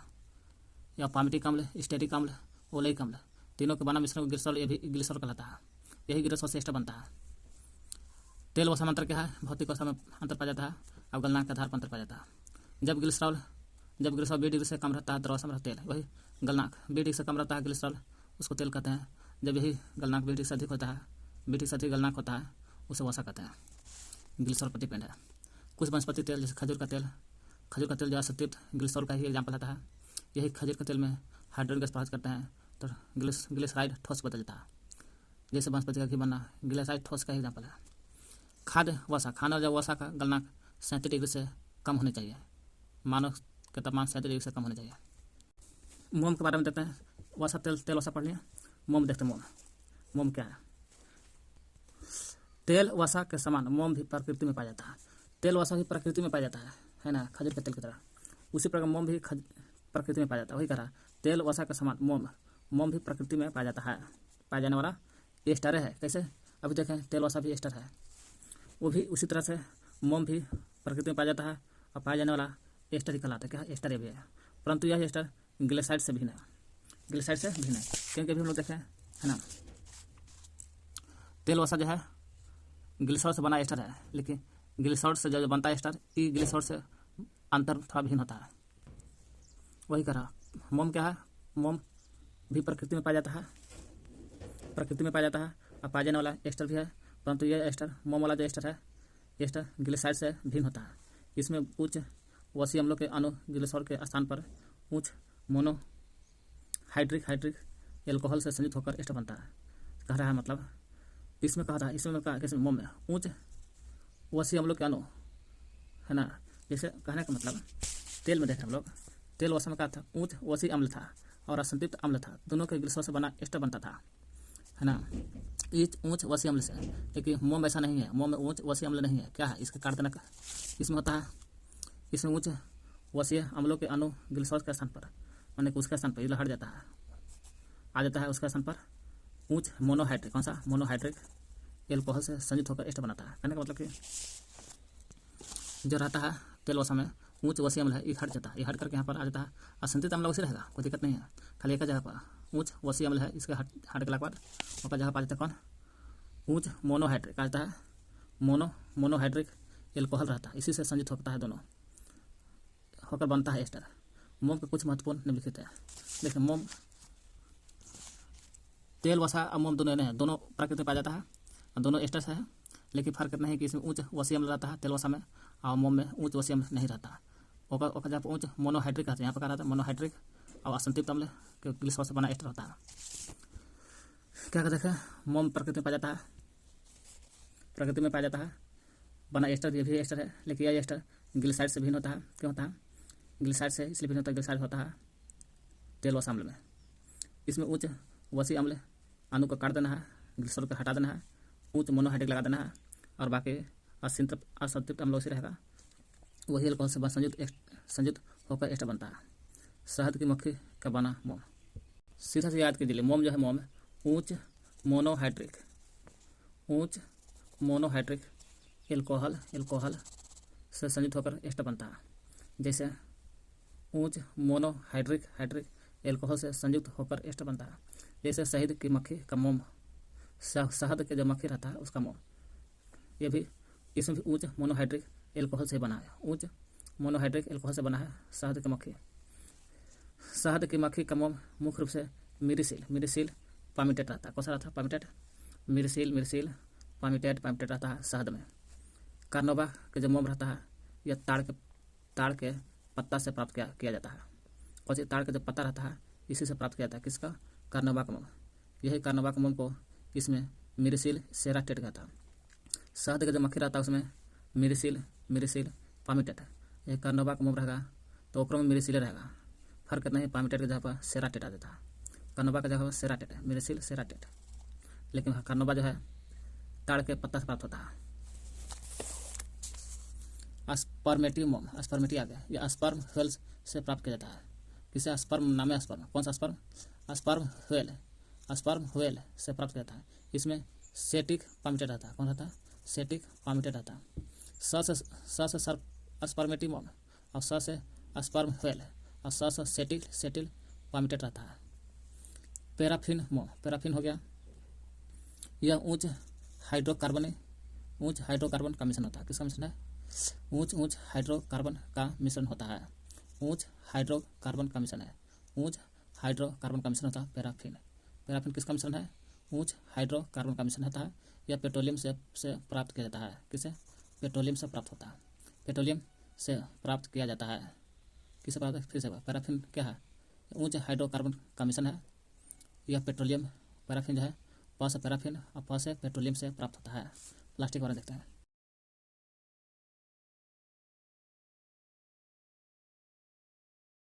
प्लास्टिक क्या है? प्लास्टिक बहुत से असंतृप्त हाइड्रोकार्बन, ऊंच हाइड्रोकार्बन के जो मिश्रण रहता है उसको कहते हैं, जो पेट्रोलियम से प्राप्त है उसे पैराफिन मोम कहते हैं। लेकिन प्लास्टिक है असंतृप्त हाइड्रोकार्बन। कौन सा कार्बन? असंतृप्त हाइड्रोकार्बन। तेल वसा में जो रहता है या मोम में असंतृप्त अम्ल रहता है, असंतृप्त अम्ल। हम लोग यहाँ देख रहे हैं प्लास्टिक, जो पैराफिन में रहता है हाइड्रोकार्बन, वही बहुत से असंतृप्त प्लास्टिक बहुत से असंतृप्त हाइड्रोकार्बन, बहुत सारा असंतृप्त। कौन सा हाइड्रोकार्बन? असंतृप्त हाइड्रोकार्बन। जैसे असंतृप्त हाइड्रोकार्बन कौन कौन? एथिलीन असंतृप्त हाइड्रोकार्बन है, प्रोपिलीन भी असंतृप्त हाइड्रोकार्बन आदि। एथिलीन, प्रोपिलीन आदि बहुलीकरण की क्रिया के बाद जो उच्च बहुलक बनते हैं उससे प्लास्टिक कहते हैं। असंतृप्त हाइड्रोकार्बन जैसे एथिलीन प्रोपिलीन, इसकी बहुलीकरण की क्रिया होता है। वही के बहुलीकरण की क्रिया के बाद जो उच्च बहुलक बनते हैं, कौन सा बहुलक? उच्च बहुलक बनते हैं, उसे ही प्लास्टिक कहा जाता है। प्लास्टिक वह पदार्थ है जो बनने के क्रम में कभी मुलायम रहा हो, जिसे आसानी से सांचे में ढालकर इच्छित सामान बना लिया जाता है। प्लास्टिक मुलायम रहता है। प्लास्टिक भी दो प्रकार का होता है। कितने प्रकार? दो प्रकार का होता है, एक प्राकृतिक प्लास्टिक, एक कृत्रिम प्लास्टिक। कृत्रिम भी दो भाग में बढ़ जाता है, थर्मोस प्लास्टिक, ये होता है थर्मोसेटिंग प्लास्टिक। तो पहले हम लोग देखते हैं प्लास्टिक कितने प्रकार का होता है? दो प्रकार का। कौन कौन? प्लास्टिक दो प्रकार का होता है। कौन कौन? प्राकृतिक और कृत्रिम। प्राकृतिक जो कोई नहीं बनाया, खुद बनाया। प्राकृतिक प्लास्टिक वह प्लास्टिक है जो गर्म किए जाने पर, कौन सी करने पर, गर्म किए जाने पर मुलायम और ठंडा कर दीजिएगा तो कठोर हो जाता है। गर्म है तो मुलायम और ठंडा कीजिए तो कठोर हो जाता है। लाह इसका अच्छा उदाहरण है। जैसे लाह प्लास्टिक, लाह क्या है, एक प्राकृतिक प्लास्टिक है। जो लाह को भी हम लोग गर्म कीजिएगा तो मुलायम, ठंडा कीजिएगा तो कठोर हो जाता है। यही प्राकृतिक प्लास्टिक लाह लाह क्या है, प्राकृतिक प्लास्टिक है। कृत्रिम प्लास्टिक क्या है, रासायनिक विधि से बनता है। कृत्रिम है तो भाई कोई मानव बनाया होगा, इसलिए रासायनिक विधि से, भौतिक विधि से नहीं, रासायनिक विधि से तैयार किया जाता है। कौन सा विधि, रासायनिक विधि से तैयार होता है कृत्रिम प्लास्टिक को कृत्रिम प्लास्टिक कहते हैं। जो रासायनिक विधि से बनता है उससे कृत्रिम प्लास्टिक कहते हैं। कृत्रिम प्लास्टिक दो प्रकार का होता है। कितने, दो प्रकार, कौन कौन, थर्मोप्लास्टिक और थर्मोसेटिंग। थर्मो खाली है, इस थर्मो के बाद सेटिंग क्या, सेटिंग प्लास्टिक। थर्मोप्लास्टिक पहले देखते हैं, यह गर्म करने पर मुलायम, हाँ, और ठंडा करने पर कठोर हो जाता है। प्राकृतिक प्लास्टिक कैसे है, गर्म करने पर मुलायम, ठंडा किए जाने पर कठोर। उसी तरह से कृत्रिम प्लास्टिक एक बेटा का नाम है थर्मोप्लास्टिक। थर्मोप्लास्टिक गर्म करने पर मुलायम और ठंडा करने पर कठोर रहता है। यह थर्मोप्लास्टिक का एग्जाम्पल है। यह गुण इसमें सदैव वर्तमान रहता है। सदैव मतलब का कि जब चाहिए तब गर्म करोगे मुलायम, तब चाहिए तब ठंडा करेगा तो कठोर बनता है, हमेशा ऐसे होता है। वो थर्मोप्लास्टिक हो गया। यह गुण का मतलब का गर्म करने पर मुलायम, ठंडा करने पर कठोर। यह गुण इसमें सदैव वर्तमान रहता है। जब चाहिए तब गर्म कीजिए मुलायम, जब चाहिए तब ठंडा कीजिए कठोर हो जाता है। चाहे इसे कितनी बार क्यों न गर्म ठंडा किया जाए। जिस कार्बनिक यौगिक के अंत में एक द्विबंध रहता है, कौन सा बंध, द्विबंध रहेगा।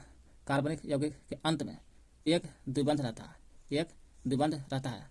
उनके यौगशील बहुलीकरण से थर्मोप्लास्टिक बनता है। कौन सा प्लास्टिक, थर्मोप्लास्टिक बनता है।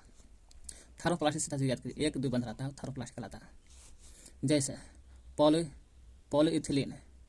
पॉलीइथिलीन कैसा प्लास्टिक है, thermoplastic. Polyethylene, PVC, polyvinyl chloride, PVC, polyvinyl chloride, PVC क्या है, थर्मोप्लास्टिक। पॉलीस्टाइरीन भी थर्मोप्लास्टिक है। नाइलॉन भी थर्मोप्लास्टिक, नाइलॉन। टेफ्लॉन भी थर्मोप्लास्टिक, टेफ्लॉन। क्या देखें, थर्मोप्लास्टिक, इसे जितना बार चाहे ठंडा गर्म करिए कोई दिक्कत नहीं होगा, मुलायम ठंड कठोर होता रहेगा। यह एक द्विबंधन है। जैसे पॉलीइथिलीन थर्मोप्लास्टिक के एग्जाम्पल है। Polyethylene, PVC, polyvinyl chloride, PVC, polystyrene, nylon, Teflon, ये सब का थर्मोप्लास्टिक है। Polyethylene, PVC, polyvinyl chloride, PVC, polystyrene, nylon, Teflon, thermoplastic है। दूसरा आता है कृत्रिम प्लास्टिक का दूसरा, पहला भाग थर्मोप्लास्टिक देख लिए। दूसरा देखते हैं थर्मोसेटिंग आता है, सेटिंग प्लास्टिक। यह हुआ प्लास्टिक है जो पहली बार गर्म करते समय मुलायम होता है। पहली बार करिएगा तो गर्म मुलायम हो जाता है। उसे अपनी इच्छित आकार में ढाल लिया जाता है। इसे पुनः गर्म करिएगा तो करके मुलायम नहीं बनाता। चाहिए दोबारा गर्म करके मुलायम बनाते हैं, नहीं बनाए। क्यों, सेटिंग नाम है, सेट हो गया तो सेट हो गया, मुलायम नहीं बनाया जाता है। इस प्रकार का अनुत्क्रमणीय बहुलों को ताप दृढ़ बहुल कहते हैं। अनुत्क्रमणीय इसलिए कहते हैं कि गर्म से कठोर हो गया, मुलायम से कठोर हो गया, कठोर से फिर मुलायम नहीं होता, इसलिए अनुत्क्रमणीय एक दिशा में बढ़ गया।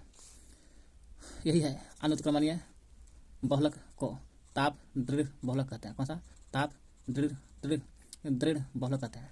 जैसे ग्लिप्टर हो गया, थर्मोसेटिंग हो गया। एक बार इसको गर्म कीजिए तो मुलायम हो जाता है। अपनी इच्छा अनुसार जैसा चाहिए वैसा ढाल बना दीजिए, दोबारा फिर गर्म करने पर मुलायम नहीं होगा। ये ग्लिप्टिल थर्मोसेटिक का एग्जाम्पल है। बीटल भी देखिए। बैकेलाइट जब बल्टी बनता है, बैकेलाइट है ना, वो फिर थर्मोसेटिंग कराता है। खींच बनाने में, खींच बनाने में, खींच नहीं है, स्विच भी बनता है थर्मोसेटिंग से, क्योंकि स्विच पिघलता नहीं जल्दी। तो ग्लिप्टल हो गया एग्जाम्पल, याद करना। अनुत्क्रमणीय बहुलक का ताप दृढ़ बहुलक पाया जाता है। जैसे ग्लिप्टल, बीटल, बैकेलाइट है ना, स्विच। बर्तन भी बनता है, बैकेलाइट से बर्तन बनता है। थर्मोप्लास्टिक के एग्जाम्पल एक बार फिर देख लेते हैं। एक द्विबंधन है, पॉलीइथिलीन है, पॉलीविनाइल पीवीसी है, प्लास्टिक, पॉलीस्टाइरीन है, नाइलॉन, टेफ्लॉन।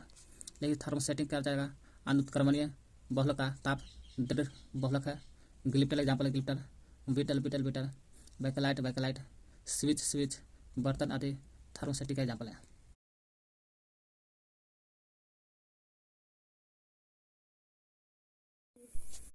रबड़ के बारे में देखते हैं। रबड़ जो है, रबड़ वर्तमान युग का एक अत्यंत ही महत्वपूर्ण पदार्थ है। वर्तमान युग का अत्यंत महत्वपूर्ण पदार्थ माना जाता है रबड़ को, जिसका उपयोग हमारे दैनिक जीवन की विभिन्न क्रियाकलापों में होता है ना। रबड़ को हम लोग दैनिक जीवन में बहुत प्रयोग करते हैं, दैनिक जीवन में प्रयोग करते हैं। रबड़ जब भूमध्य रेखीय सदाबहार वन में पाया जाता है। कहाँ? भूमध्य रेखीय सदाबहार वन, भूमध्य रेखीय सदाबहार वन में पाया जाने वाला एक प्रकार का वृक्ष के दूध से प्राप्त होता है। वृक्ष के जो दूध होता है यही दूध से प्राप्त होता है। जो ये दूध प्राप्त होता है इस दूध को लैक्टेस कहा जाता है। यही भूमध्य रेखीय प्रदेश है। भूमध्य रेखीय सदाबहार वन कहाँ? 0 डिग्री पर होता है। जो भूमध्य रेखीय रेखा पर है सदाबहार वन है, यहाँ पानी बरस जाता है जिसे विषुवत रेखा कहते हैं। यही सदाबहार, यह भूमध्य रेखीय सदाबहार वन में पाया जाता है वाले एक प्रकार का वृक्ष के दूध से प्राप्त होता है। यही दूध को, इस दूध को लैक्टेस कहा जाता है, लैक्टेस। सबसे पहले इसका प्रयोग, इसका मतलब क्या? रबड़ का प्रयोग। रबड़ का प्रयोग पेंसिल के निशान मिटाने के लिए किया गया था। किसका प्रयोग? पेंसिल। सबसे पहले इसका प्रयोग मतलब रबड़ का प्रयोग पेंसिल के निशान जो होता है निशान बनाने में मिटाने के लिए किया गया था। पेंसिल के जो निशान होता था उसी को मिटाने के लिए रबड़ का प्रयोग किया गया था। इस कारण इसका नाम रबड़ पड़ गया था, इसलिए इसका नाम रबड़ पड़ गया। ठीक। शीघ्र ही या आसानी, शीघ्र हो या अपनी प्रत्यास्था, जल प्रतिरोधी तथा विद्युत कुचालकता के कारण अनेक उद्योगों में काम आने लगा है। मैंने कहा है रबड़ का प्रत्यास्था भी बहुत ज़्यादा है, खिंचला पर बहुत खिंचाता है, छोड़ला पर तो चलाता अपनी अवस्था में। जल प्रतिरोधी है, जल में भीगता नहीं है, तथा विद्युत के कुचालक भी है, इसलिए इसका प्रत्यास्था, जल प्रतिरोधी, विद्युत के कुचालक होने के कारण अनेक उद्योग में काम आने लगा है। अमेजन नदी की द्रोणी रबड़ के वृक्षों का मूल स्थान है। रबड़ के अमेजन क्या है? अमेजन रबड़ क्या? रबड़ अमेजन नदी देखे हैं तो नदी देखे हैं, वो नदी के द्रोणी में मिलता है। और रबड़ के जो वृक्ष है वो वृक्षों का मूल स्थान माना जाता है। रबड़ के वृक्षों का मूल स्थान रबड़े है।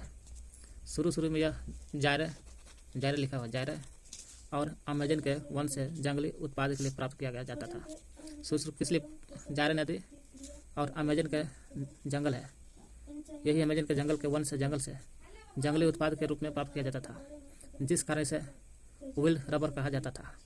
जब जायरे और अमेजन के जंगल से मिलता था इसको विल्ड रबर कहा जाता था। 20वीं सदी के आरंभ में मलाया दक्षिण पूर्व एशिया के अन्य देशों के बागानों में इसकी कृषि प्रारंभ की गई, जो बागानी रबर के नाम से जाने लगा। 20वीं सदी जैसे आया ना, शुरुआत में मलाया और दक्षिणी पूर्वी एशिया के अन्य देशों के बागानों में इसकी कृषि प्रारंभ की गई थी, जिस कारण बागानी रबड़ के नाम से जाने लगा, बागानी रबड़।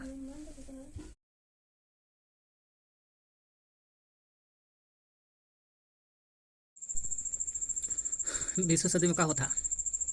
20वीं सदी में मलाया में होता। मलाया में क्या होता? मलाया और दक्षिणी पूर्वी एशिया में होता।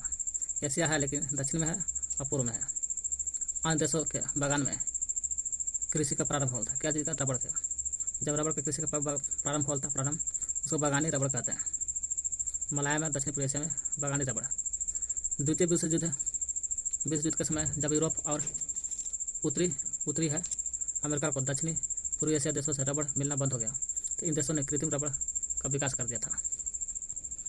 द्वितीय विश्व युद्ध चल रहा था तो यूरोप पूरा ये वाला एरिया यूरोप हो गया और इधर हो गया ये वाला हो गया उत्तरी अमेरिका के दक्षिणी पूर्वी, इधर में दक्षिण हो गया, इधर में पूर्व में हो गया। दक्षिणी पूर्वी राज्यों को रबड़ मिलना बंद हो गया, तब इन्हें क्या किया दक्षिणी पूर्वी राज्य और यूरोप लोग पूरा मिल करके कृत्रिम रबड़ का उत्पादन शुरू कर दिया था। वही यहाँ कह रहा है कि द्वितीय विश्व युद्ध के समय जब यूरोप और उत्तरी लिखा है उत्तरी अमेरिका के दक्षिणी पूर्वी एशियाई देशों से, दक्षिण पूर्वी एशियाई देश देख लिया, रबड़ मिलना बंद हो गया। यूरोप और उत्तरी अमेरिका के दक्षिण पूर्वी एशियाई देशों से रबड़ मिलना बंद हो गया, तो इन देशों ने क्या कृत्रिम रबड़ उत्पादन शुरू कर दिया था। पूछेगा रबड़ क्या है? रबड़ वर्तमान युग का अत्यंत ही महत्वपूर्ण पदार्थ है जो हमारे दैनिक जीवन में क्रियाकलापों पर होता रहता है। रबड़ कहाँ मिलता है? भूमध्य रेखा के सदाबहार वन में मिलता है। वृक्ष के जो दूध होता है वही दूध से प्राप्त होता है। इसी दूध को कहा जाता है क्या कहता है? लैटेक्स। सबसे पहले रबड़ का प्रयोग किस लिए किया गया था? सबसे पहले रबड़ का प्रयोग पेंसिल के निशान जो होता है उसको मिटाने में काम किया गया था, तब से इसका नाम क्या पड़ गया था? रबड़ पड़ गया। रबड़ प्रत्यास्था, जल प्रतिरोधी भी है और विद्युत के कुचालक है, इसलिए इसका उपयोग उद्योग में काम आता है। रबड़ अमेजन देख रहे हैं, अमेजन नदी के जो द्रोणी है रबड़ के वृक्षों का मूल स्थान माना जाता है। अमेजन नदी के जो द्रोणी है, द्रोणिया को बोला जाता है रबड़ के वृक्षों का मूल स्थान। शुरू यह हमने कौन रबड़ जायरा कहा, जायरा और अमेजन के वनों से जंगली उत्पाद के लिए प्राप्त किया जाता था, जिस कारण से वाइल्ड रबर भी कहा जाता था। जब जायरे में अमेजन में जो वनों से जंगली उत्पाद के लिए प्राप्त होता था, उस समय इसका नाम वाइल्ड रबर कहा जाता था। लेकिन 20वीं सदी के आरंभ होता तैसे ही मलाया और दक्षिणी पूर्वी एशियाई देशों के ने बागान में खेती करना शुरू किया, तब से बागानी रबड़ कहा जाने लगा। द्वितीय विश्व युद्ध हो रहा था, उस समय यूरोप और उत्तरी अमेरिका के दक्षिणी पूर्वी एशियाई देशों से दोनों के बीच में रबड़ मिलना बंद हो गया। 3 देशों ने कहा कि कृत्रिम रबड़ उत्पादन शुरू कर दिया था। रबड़ कितने प्रकार होता है? 2 प्रकार से होता है, एक प्राकृतिक रबड़, एक होता है प्राकृतिक, एक होता है कृत्रिम रबड़। कृत्रिम रबड़ को बोलता जाता है संश्लेषित रबड़ के नाम से भी जानते हैं इसको, आर्टिफिशियल रबड़। जैसे प्लास्टिक था 2 प्रकार, प्लास्टिक भी 2 प्रकार था, एक प्राकृतिक एक कृत्रिम। उसी तरह से रबड़ भी 2 प्रकार होता है, पहला है प्राकृतिक, दूसरा है संश्लेषित रबड़ जिसको कहते हैं कृत्रिम रबड़ के नाम से भी जानते हैं। पहले देखते हैं हम लोग प्राकृतिक रबड़ क्या है। प्राकृतिक रबड़ वो कुछ विशिष्ट जाति के पेड़ों से निकलने वाले जो वनस्पति के जो दूध होता है वो दूध से प्राप्त होता है। विशिष्ट जाति मतलब क्या, कोई खास जाति के पेड़ से निकलता है और पेड़ से निकलता है दूध, लैक्टेक्स बोलते हैं इंग्लिश में दूध, हिंदी में दूध, इंग्लिश में बोलते हैं लैटेक्स से प्राप्त होती है। दूसरे शब्द में कह सकते हैं कि प्राकृतिक स्रोतों से जब प्राप्त रबड़ होता है उसको प्राकृतिक रबड़ कहते हैं। प्राकृतिक रबड़ के कुछ रबड़ है प्राकृतिक, तो कुछ विशिष्ट जाति के पेड़ से निकलता है, उस पेड़ से दूध निकलता है, उसी से प्राप्त होता है प्राकृतिक रबड़। दूसरे शब्द में कह सकते हैं कि प्राकृतिक स्रोतों से, कौन सा स्रोत? प्राकृतिक स्रोत से जो रबड़ प्राप्त होता है प्राकृतिक रबड़ कहा जाता है। ये आइसोप्रीन का बहुलक है, किसका है? प्राकृतिक रबड़ जो है आइसोप्रीन, किसका?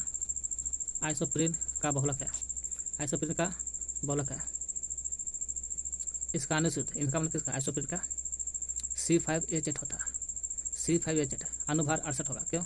कार्बन के कितने परमाणु संख्या? देखिए कार्बन का परमाणु संख्या 6 होता है, लेकिन परमाणु भार 12 होता है, 6 दूनी 12। तो ही कह रहा आइसोप्रीन, प्राकृतिक रबड़ का एग्जाम्पल आइसोप्रीन का बहुलक है प्राकृतिक रबड़। इसका अनुसूत्र, इसका मतलब आइसोप्रीन का अनुसूत्र C5H8 होता है, C5H8 5 है, 5 10 में 2 घटाते 8 है ना, एथिलीन का होता है इसने। अनुभार 68 होता है, क्यों? परमाणु भार कार्बन कितना तो 12, तो 5 होता 12 5 60, और हाइड्रोजन का 8 यहाँ दिख रहा है। हाइड्रोजन का परमाणु भार एक होता है, 1 × 8 60 8 68 हो गया अनुभार। दूसरा देखते हैं संश्लेषित रबड़ कहते हैं, जिसको कहते हैं कृत्रिम रबड़, आर्टिफिशियल रबड़ कहते हैं।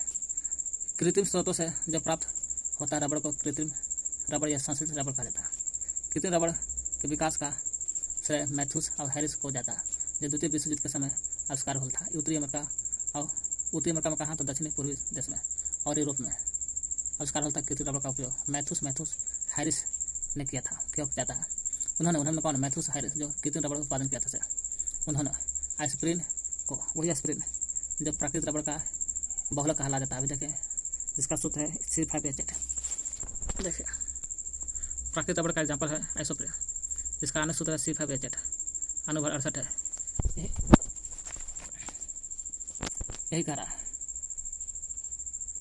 संश्लेषित रबड़ या कृत्रिम रबड़ का उत्पादन बनाने वाला कौन था? मैथ्यूस और हैरिस को जाता है। मैथ्यूस और हैरिस ने क्या किया? आइसोप्रीन ले लिया। आइसोप्रीन प्राकृतिक रबड़ का बहुलक कहलाता है। यही आइसोप्रीन जो प्राकृतिक था, यही प्राकृतिक रबड़ को आइसोप्रीन ले लिया। यही आइसोप्रीन को सोडियम के साथ, दोनों के साथ सोडियम डाल दिया, दोनों को गर्म करते करना 60 डिग्री तापक्रम पर प्रतिक्रिया बनाकर प्राकृतिक रबड़ का सदृश बहुलक प्राप्त किया। मैंने आइसोप्रीन लिया और सोडियम लिया, दोनों को गर्म किया। आइसोप्रीन सोडियम दोनों को गर्म किया 60 डिग्री पर, तो बन गया कृत्रिम रबड़ कला। जो बहुलक बना वो पॉलीमर कहते हैं इंग्लिश में, वही हो गया कृत्रिम रबड़। यही संश्लेषित रबड़ या कृत्रिम रबड़ कहलाता है, जो आइसोप्रीन और सोडियम का मिश्रण होता है। आइसोप्रीन सोडियम का मिश्रण होता है कृत्रिम रबड़। उदाहरण देखा जाए बुना एन रबड़, ये आपको कृत्रिम रबड़ का एग्जाम्पल है। बुना एन का है या बुना एस का है, एस भी का कोई दिक्कत नहीं है। पॉलीस्टाइरिन देख रहे हैं, पॉलीस्टाइरिन भी कृत्रिम रबड़ है। ड्यूप्रिन है, ड्यूप्रिन भी कृत्रिम रबड़ कहलाता है। नियोप्रिन, नियोप्रिन भी कृत्रिम रबड़ है। थाइकोल, थाइकोल, पॉलीविनाइल क्लोराइड ये भी पीवीसी है, कृत्रिम रबड़ ही कहलाता है। कृत्रिम रबड़ है, लेकिन पॉलीविनाइल क्लोराइड एक देखा जाए थर्मोप्लास्टिक भी आता है। कहाँ है थर्मोप्लास्टिक? थर्मोप्लास्टिक है, इसमें भी आता है पीवीसी। अब ये भी देख रहे हैं थर्मोप्लास्टिक जो है किसका एग्जाम्पल है? कृत्रिम रबड़ का ना। तो कृत्रिम रबड़ में आता है दो भाग, थर्मोप्लास्टिक और थर्मोसेटिंग। तो थर्मो कृत्रिम है ना है, तो इसलिए कृत्रिम में आता है। कृत्रिम में भी क्या कहता है? थर्मो का आता है, पीवीसी वही कह रहे हैं। ड्यूप्रिन देख लिया रबड़, नियोप्रिन देख लिया, थायोकोल देख लिया, पॉलीविनाइल क्लोराइड भी देख लिया। संश्लिष्ट रबड़ कृत्रिम रबड़ क्या कहते हैं? मैथ्यूस हैरिस ने बनाया था। आइसोप्रीन और सोडियम के गर्म किया, 60 डिग्री पर बना संश्लिष्ट कृत्रिम रबड़ बना। एग्जाम्पल इसका है बुना एन और एस दोनों है, एन और एस दोनों। पॉलीस्टाइरिन भी polystyrene, duprene duprene, isoprene neoprene neoprene, thiokol thiokol, PVC कृत्रिम रबड़ है और कृत्रिम प्लास्टिक भी है। कृत्रिम प्लास्टिक में आ जाएगा थर्मोप्लास्टिक। चलते रेशा के बारे में देखते हैं।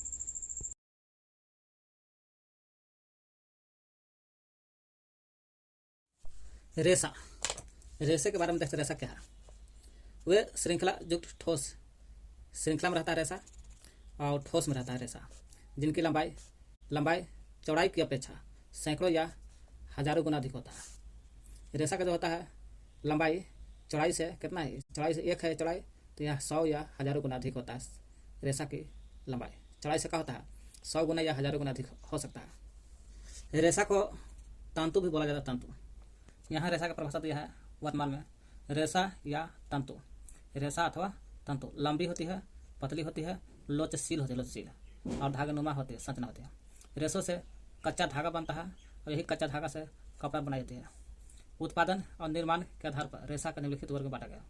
उत्पादन और निर्माण के आधार पर कहा जाता है।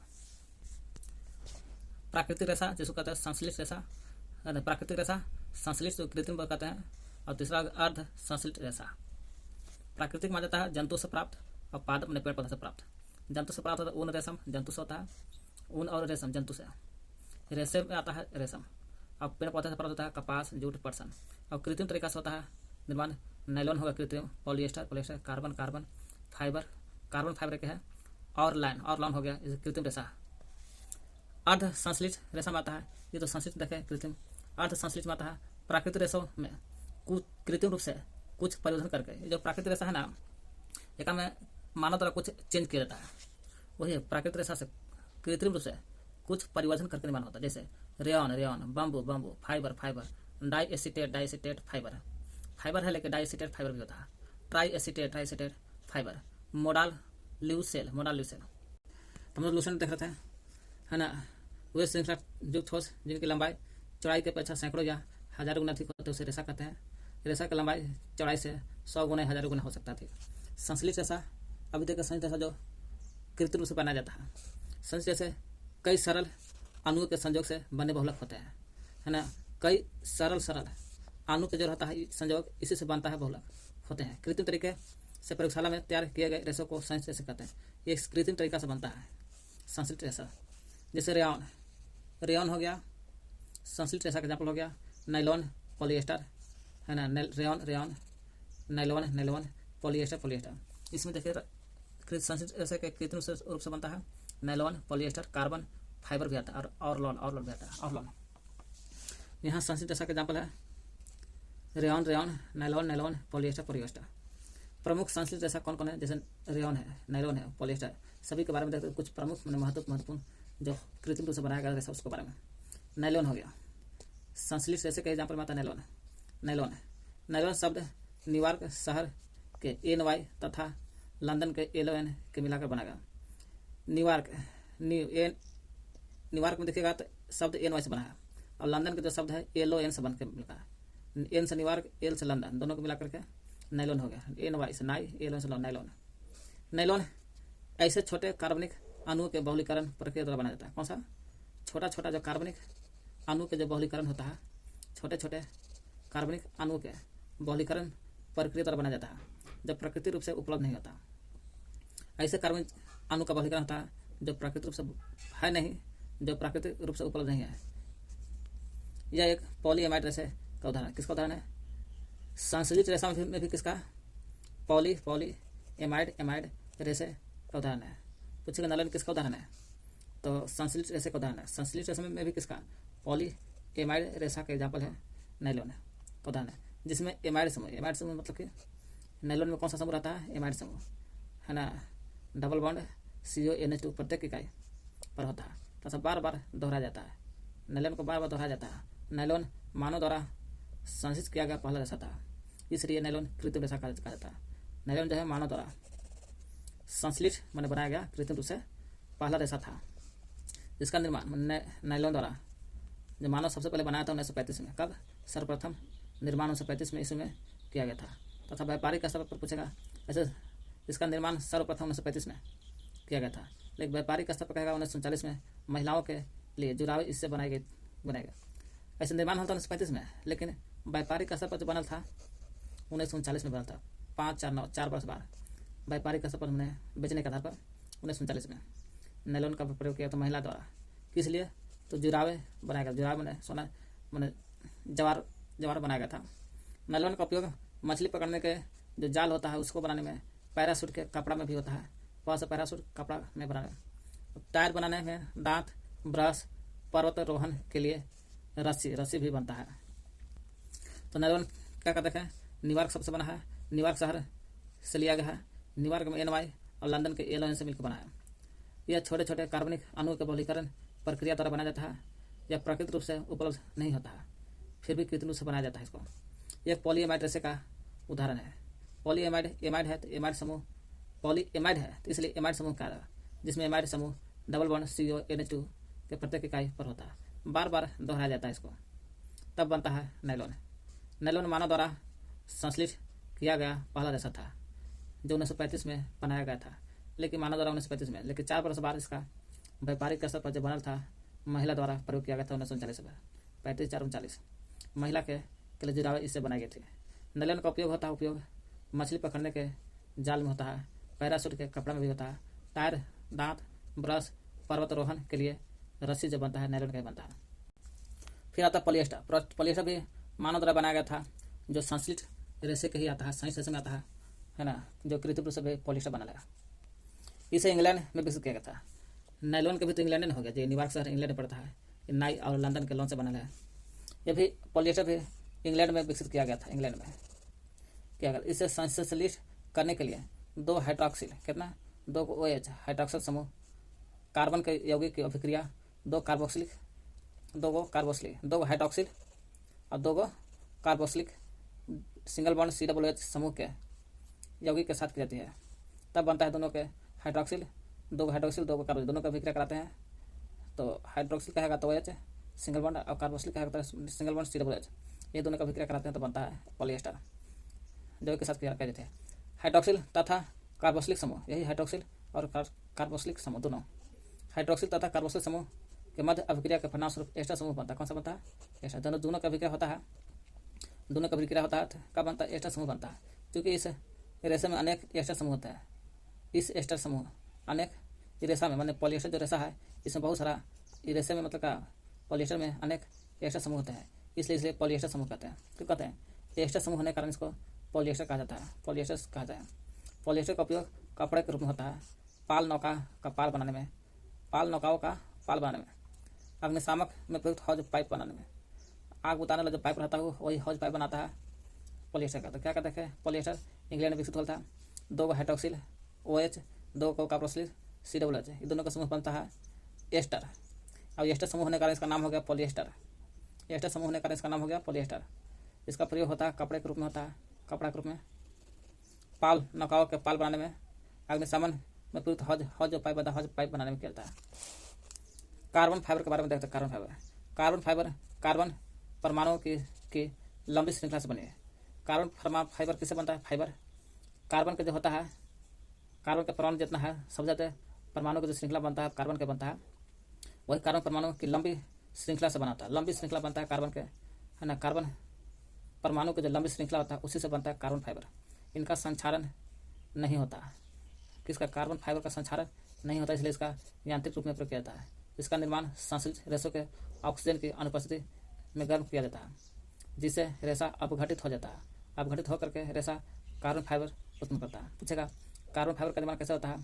तो कार्बन फाइबर का निर्माण संश्लेषित रेशे के जब रहता है उसको ऑक्सीजन नहीं रहना चाहिए, ऑक्सीजन की अनुपस्थिति माने ऑक्सीजन नहीं होना चाहिए, तब संश्लेषित रेशे को गर्म करते हैं। जब यही संश्लेषित रेशे को गर्म करते हैं बिना ऑक्सीजन की उपस्थिति में, तो रेशा का होता है अपघटित होता है। रेशा अपघटित होकर के कार्बन फाइबर बनता है, उत्पन्न होता है। इसका उपयोग मैंने कार्बन फाइबर का उपयोग अंतरिक्ष यान, खेल कूद की सामग्री बनाने में होता है। अंतरिक्ष यान देखे हैं? तो देखे हैं। खेल कूद की सामग्री वो भी बनता है। कार्बन फाइबर का उपयोग कहाँ का देखें? तो कार्बन परमाणु की लंबी श्रृंखला से बनता है, सही बात है। संक्षारण नहीं होता है। जब कार्बन संश्लेषित रेशा जो रहता है, यही संश्लेषित रेशा को ऑक्सीजन की अनुपस्थिति में गर्म किया जाता है, तो रेशा अपघटित होकर के कार्बन फाइबर उत्पन्न करता है ना। जब ऑक्सीजन को नहीं होना चाहिए तब उस स्थिति में संश्लेषित रेशा को अपघटित करते हैं, तो बनता है कार्बन फाइबर। अंतरिक्ष यान, खेल कूद की जो सामग्री बनता है कार्बन फाइबर का ही प्रयोग करते हैं, क्योंकि इसमें जंग नहीं लगता, खराब नहीं होता।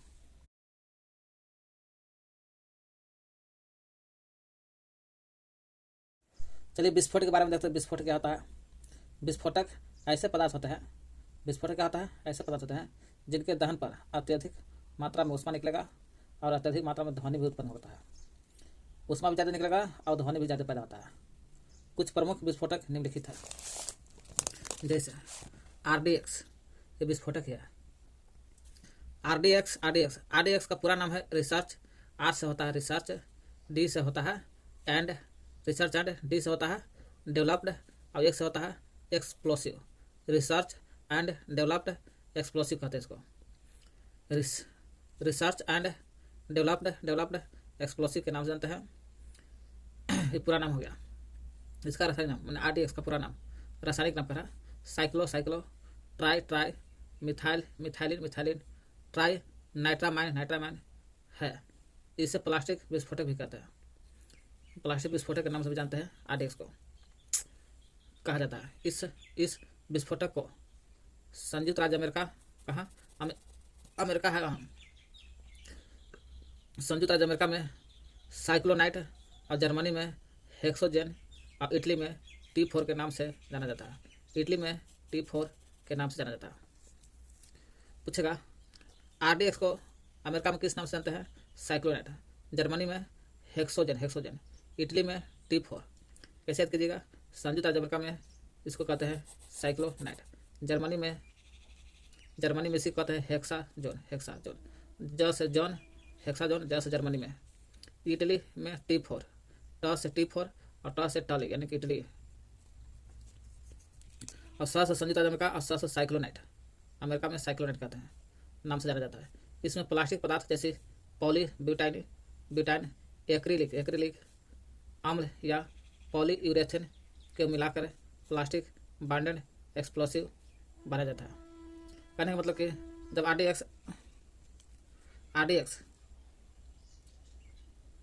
इसमें मैंने किस में RDX में प्लास्टिक पदार्थ मिला जाता है। प्लास्टिक पदार्थ जैसा कोची पॉलीब्यूटाइन एक्रिलिक प्लस में अम्ल या पॉलीयूरेथेन को मिलाकर, पॉलीब्यूटानिक एक्रिक अम्ल और पॉलीयूरेथेन दोनों को मिलाते हैं तो बनता है प्लास्टिक बॉन्डेड एक्सप्लोसिव बनता है। प्लास्टिक बॉन्डेड एक्सप्लोसिव बनाया जाता है। इसके एक रूप को C4 भी कहा जाता है। इसका मतलब RDX का एक रूप C4, T4 कहेगा तितली में, C4 भी नाम है इसका। यह एक प्रचंड विस्फोटक है। RDX कैसा है? प्रचंड विस्फोटक कहा जाता है। इसके तापमान और आग फैलाने की गति को बढ़ाने के लिए इसमें एल्युमिनियम चूर्ण मिला जाता है। क्या मिलाता है? एल्युमिनियम चूर्ण मिलाता है, ताकि RDX का तापमान भी ज़्यादा होगा और आग भी ज़्यादा लगाएगा। प्लास्टिक विस्फोट का प्रयोग अधिकांश आतंकवादी गिरोह में किया जाता है। जो बना प्लास्टिक बॉन्डेड एक्सप्लोसिव, इसका प्रयोग कहाँ होता है? वही कह रहा, प्लास्टिक विस्फोट का प्रयोग अधिकांश देखा जाए आतंकवादी जहाँ गिरोह है वहीं किया जाता है। RDX की विस्फोटक ऊष्मा 1510 किलो कैलोरी प्रति केजी है। K से किलो, Cl से कैलोरी और प्रति केजी। वही RDX की विस्फोटक ऊष्मा कितना है? 1510 ऊष्मा निकलता है किलो कैलोरी प्रति केजी। केस 1510 किलो कैलोरी प्रति केजी है, किलो कैलोरी प्रति केजी होता है। इस विस्फोटक की खोज RDX के मैंने खोज 1899 में जर्मनी के हैनिंग ने शुद्ध सफ़ेद दानेदार पाउडर के रूप में किया था। पूछेगा RDX का खोज कब होता है? 1899 में। कहाँ? जर्मनी में। वही जर्मनी जिस जर्मनी में हेक्साजोन कहते हैं, वही जर्मनी के हैनिंग नाम के वैज्ञानिक ने किया था 1899 में शुद्ध सफ़ेद और दानेदार पाउडर के रूप में किया था RDX का खोज। तो क्या कहते हैं? RDX का पूरा नाम हो गया रिसर्च एंड डेवलपमेंट एक्सप्लोसिव। रासायनिक नाम हो गया, ये तो पूरा नाम हो गया रिसर्च एंड डेवलपमेंट एक्सप्लोसिव, लेकिन रिसर्च एंड डी से हो गया developed explosive, research and development explosive. रासायनिक नाम इसका है साइक्लो ट्राई मिथाइलिन ट्राइनाइट्रामाइन। इसे प्लास्टिक विस्फोट भी कहते हैं। जो प्लास्टिक विस्फोट RDX का प्रयोग प्लास्टिक विस्फोट कहते हैं। जहाँ आतंकवादी गिरोह होता है वहाँ पर ज़्यादा प्रयोग होता है प्लास्टिक विस्फोट। अमेरिका में इसे साइक्लोनाइट के नाम से जानते हैं और जर्मनी में इसको संयुक्त राज्य अमेरिका साइक्लोनाइट। ज से जर्मनी और ज से जन यानी हेक्सोजन। इटली में T4, ट से टिली इटली और ट से T4। और जर्मनी में ही खोज होल था 1899 में। जर्मनी में ही होता खोज 1899 में जर्मनी के हैनिंग ने किया था। कैसे? शुद्ध सफ़ेद दानेदार पाउडर के रूप में किया था RDX का खोज। इसमें प्लास्टिक पदार्थ जैसे ब्यूटाइन एक्रिक, पॉलीब्यूटाइन एक्रिक और पॉलीयूरेथेन को मिलाते हैं, तब बनता है प्लास्टिक बॉन्डेड एक्सप्लोसिव बनता है। इसका एक और नाम है C4 भी कहते हैं। RDX को प्लास्टिक विस्फोट C4 भी कहते हैं। प्रचंड विस्फोट है। तापमान और आग लगाने के लिए इसमें एल्यूमिनियम का चूर्ण भी भर दे देता है ताकि तेज तापमान हो और तेज आग भी लगे। एल्यूमिनियम का चूर्ण मिला देता है। इसका आतंकवादी गिरोह होता वही प्रयोग करते हैं। इसका ऊष्मा जो निकलता है 1510 किलो कैलोरी प्रति केजी है। किलो कैलोरी प्रति केजी है RDX का ऊष्मा निकलता है। 1 केजी में 1510 किलो कैलोरी ऊष्मा निकलता है। 1 केजी में 1510 किलो कैलोरी ऊष्मा निकलता है। खोज होता है 1899 में जर्मनी के हैनिंग ने कहलाता है। हस हैनिंग शुद्ध सफ़ेद दानेदार पाउडर के रूप में किया था। चलते हैं TNG। T से ट्राई, N से नाइट्रो और G से ग्लिसरीन। ट्राई नाइट्रोग्लिसरीन एक रंगहीन तैलीय द्रव है। TNG कैसा? ट्राई नाइट्रो, T से ट्राई, N से नाइट्रो, G से ग्लिसरीन। ट्राई नाइट्रोग्लिसरीन एक रंगहीन बिना रंग वाला है और तेल जैसा देखने में लगता है, जो डायनामाइट बनाने में काम आता है। पूछेगा TNG का प्रयोग डायनामाइट बनाने में काम आता है। इसे नोबेल का तेल भी कहते हैं। किसे? TNG को, जो डायनामाइट बनाने में काम आता है, नोबेल का तेल भी कहते हैं। यह सांद्र सल्फ्यूरिक अम्ल और सांद्र नाइट्रिक अम्ल, ये दोनों को सांद्र सल्फ्यूरिक अम्ल और सांद्र नाइट्रिक अम्ल, ये दोनों को मिलाते हैं तो बनता है ग्लिसरीन के साथ मिलाते हैं तो बनता है TNG। क्रिया करके बनाई जाती है। इस विस्फोटक की खोज 1846 में हुआ था। कब? 1846 में। क्या तो TNG को डायनामाइट कहते हैं। ट्राई नाइट्रो ग्लिसरीन डायनामाइट कहते हैं। नोबेल का तेल भी कहते हैं इसको, डायनामाइट बनाने में काम आता है, नोबेल का तेल कहते हैं। सांद्र सल्फ्यूरिक अम्ल और सांद्र नाइट्रिक अम्ल जब दोनों मिलाते हैं तो बनता है TNG। खोज होल था 1846 में। अगर TNT है, जिसे T से हो गया ट्राई, N से हो गया नाइट्रो, एक हो गया T से ट्राई, N से हो गया नाइट्रो, एक G से हो गया था ग्लिसरीन, एक T से हो गया टोल्यूइन, तो हो गया ट्राई नाइट्रो टोल्यूइन। पूरा नाम होगा TNT का पूरा नाम हो गया ट्राई नाइट्रो टोल्यूइन है, जो कि सर्वाधिक प्रयोग में आने वाला एक विस्फोटक है। सबसे ज़्यादा प्रयोग इसी का प्रयोग होता है TNT का विस्फोटक है। यह टोल्यूइन का सूत्र है। T से टोल्यूइन होता है, वही टोल्यूइन का सूत्र होता है C6H5CH3। C6 टोल्यूइन है, टोल्यूइन का सूत्र होता है C6H5CH3। इसी के साथ सांद्र सल्फ्यूरिक अम्ल दोनों गर्म करते हैं और सांद्र नाइट्रिक अम्ल 3 आता है, क्रिया से बनता है। जब टोल्यूइन CCH5CH3 और सांद्र नाइट्रिक अम्ल और सांद्र नाइट्रिक अम्ल क्रिया से बना जाता है TNT। जब तीनों रहेगा, टोल्यूइन C6H5CH3 और सांद्र सल्फ्यूरिक अम्ल रहेगा और सांद्र नाइट्रिक अम्ल बन जाएगा TNT। लेकिन जब यही दोनों रहेगा, सांद्र सल्फ्यूरिक अम्ल और सांद्र नाइट्रिक अम्ल, ये दोनों यानी कि सांद्र सल्फ्यूरिक अम्ल और सांद्र नाइट्रिक अम्ल दोनों एक यही है, बन जाता है TNG। और इसी में मिला देते हैं सांद्र सल्फ्यूरिक अम्ल और सांद्र नाइट्रिक अम्ल रहेगा तो बनता है TNGG। और इसी में सांद्र सल्फ्यूरिक अम्ल और सांद्र नाइट्रिक अम्ल मिलाते हैं क्या? टोल्यूइन।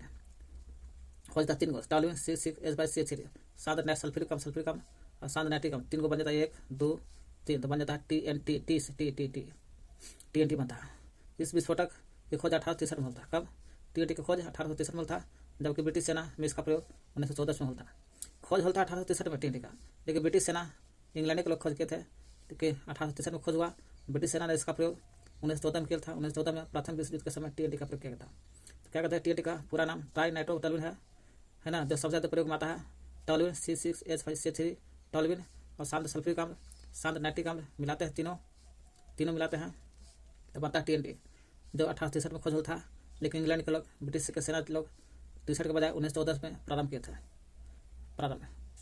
अब चलते डायनामाइट। डायनामाइट अभी देखें, TNG को ही डायनामाइट बनाने में काम आता है। TNG क्या है? रंगहीन तैलीय द्रव है जो डायनामाइट बनाने में काम आता है। TNG से क्या बनता है? डायनामाइट। यही TNG को बोलते हैं नोबेल का तेल, वही TNG से बनता है डायनामाइट। TNG से डायनामाइट एक प्रकार का विस्फोटक है जिसका आविष्कार अल्फ्रेड नोबेल ने 1863 में किया था। इसी नोबेल का नाम पर TNG का भी नोबेल का तेल कहते हैं, जो बिना रंगहीन तेल है। डायनामाइट एक प्रकार का विस्फोटक है जिसका आविष्कार, मैंने डायनामाइट का आविष्कार अल्फ्रेड नोबेल 1863 में किया था। अल्फ्रेड नोबेल ने किया था, 1863 में किया था। यह नाइट्रोग्लिसरीन का को किसी अग्रिय पदार्थ जैसे लकड़ी के बुरादा या कीजे लगूर में अवशोषित करके बनाया जाता है। इसको कैसे बनाते हैं? इसको बनाने के लिए डायनामाइट को बनाने के लिए नाइट्रोग्लिसरीन ले लिया। इसी नाइट्रोग्लिसरीन को किसी अक्रिय का पदार्थ 6 होता है, 6 में से कोई भी अक्रिय पदार्थ, कहने का मतलब कि अक्रिय गैस नहीं, अक्रिय पदार्थ है, जैसे लकड़ी के बुरादा अक्रिय पदार्थ है, या कीजे लगूर भी अक्रिय पदार्थ है। यही नाइट्रोग्लिसरीन को अक्रिय पदार्थ लकड़ी के बुरादा में डाल दो, देख नाइट्रोग्लिसरीन ना ला दे, लकड़ी के बुरादा में डाल दो, डाल दे, कीजे लगूर में डाल दे, इसी में अवशोषित करके बना जाता है डायनामाइट। अधिक आधुनिक डायनामाइट में नाइट्रोग्लिसरीन की जगह सोडियम नाइट्रेट NaNO3 का प्रयोग किया था। पहले डायनामाइट में नाइट्रोग्लिसरीन का प्रयोग किया जाता था। यही नाइट्रोग्लिसरीन देखें अक्रिय पदार्थ जैसे लकड़ी के बुरादा में या कीजे लगून में अवशोषित करके बनाया जाता था। अब नाइट्रोग्लिसरीन खत्म हो गया। अब जो बनता है आधुनिक डायनामाइट, उसमें नाइट्रोग्लिसरीन खत्म हो गया, इसको खत्म हो गया है। अब बनता है नाइट्रोग्लिसरीन की जगह पर किस का प्रयोग करते हैं? सोडियम नाइट्रेट या NaNO3 का प्रयोग करते हैं। सोडियम नाइट्रेट का प्रयोग करते हैं, ठीक है। सोडियम नाइट्रेट का प्रयोग करता है आजकल NaNO3 का डायनामाइट बनाने में किया जाता है। जिलेटिन डायनामाइट में नाइट्रोसेलुलोज की मात्रा उपस्थित रहता है। जब यह जिलेटिन डायनामाइट रहेगा ना, इसमें नाइट्रोसेलुलोज की मात्रा रहता है। जिलेटिन डायनामाइट में नाइट्रोसेलुलोज रहता है। अब चलते हैं, तो क्या कहता है डायनामाइट? अल्फ्रेड नोबेल 1863 में खोज किया था। पहले नाइट्रोग्लिसरीन को मिलाते थे अक्रिय पदार्थ जैसे लकड़ी के बुरादा अक्रिय पदार्थ है, कीजे लगूर भी अक्रिय पदार्थ है, इसी के साथ मिलाते थे तो बनता था डायनामाइट। अब डायनामाइट खत्म हो गया। अब डायनामाइट बनाने के लिए नाइट्रोग्लिसरीन खत्म हो गया है ना, उसका जब सोडियम नाइट्रेट आता है, डायनामाइट में प्रयोग सोडियम नाइट्रेट का प्रयोग करते हैं, NaO3 का प्रयोग। और जिलेटिन जो डायनामाइट बनेगा उसमें जिलेटिन की जगह तो नाइट्रोसेलुलोज रहता है, नाइट्रोसेलुलोज। NTP का NTP का पूरा नाम हो गया, T से हो गया ट्राई, N से हो गया नाइट्रो, है ना। ट्राई नाइट्रो तो सब में है, चाहे वो TNT रहे या TNG रहे या TNP रहे, खाली P बदलेगा, फिर से फिनॉल हो जाए, फिनॉल। ट्राई नाइट्रोफिनॉल फिनॉल रहता है, चेंज होता है। इसे पिक्रिक अम्ल के नाम से भी जाना जाता है। TNP को क्या कहते हैं? पिक्रिक अम्ल के नाम से भी जाना जाता है। ये फिनॉल ना है, P से फिनॉल। ये फिनॉल के साथ सांद्र सल्फ्यूरिक अम्ल और शांत नाइट्रिक अम्ल की प्रतिक्रिया से बना जाता है। फिनॉल रहेगा ना तो उसी के फिनॉल में शांत सल्फ्यूरिक अम्ल और शांत नाइट्रिक अम्ल दोनों अभिक्रिया कराता है तो बनता है TNP से बनता है। यह भी प्रचंड विस्फोट है। तो क्या कहते हैं TNP का प्रयोग? पूरा नाम ट्राई नाइट्रोफिनॉल।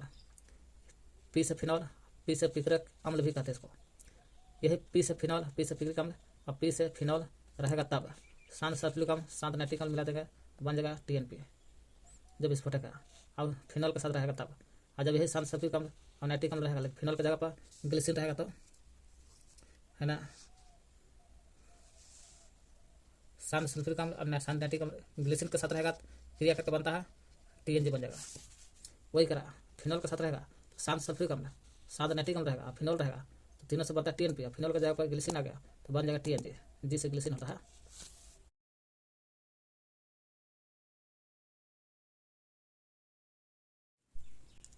चलते हैं औषधि रसायन के बारे में।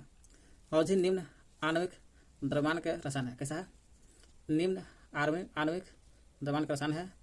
जब इनमें से कुछ का उपयोग रोगों के निदान में और रोगों के निवारण में उपचार के लिए किया जाता है तो इस रसायन को ही कहते हैं औषधि कहते हैं, मेडिसिन ड्रग्स कहते हैं। जैसे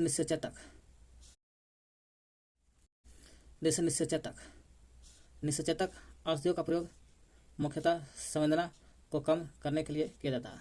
किस लिए किया जाता है? संवेदना को कम करने के लिए जाता है।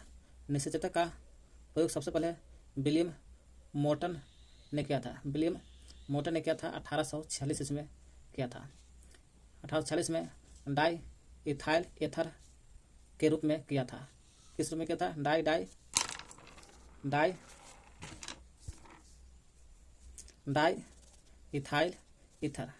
ईथर के रूप में प्रयोग किया था।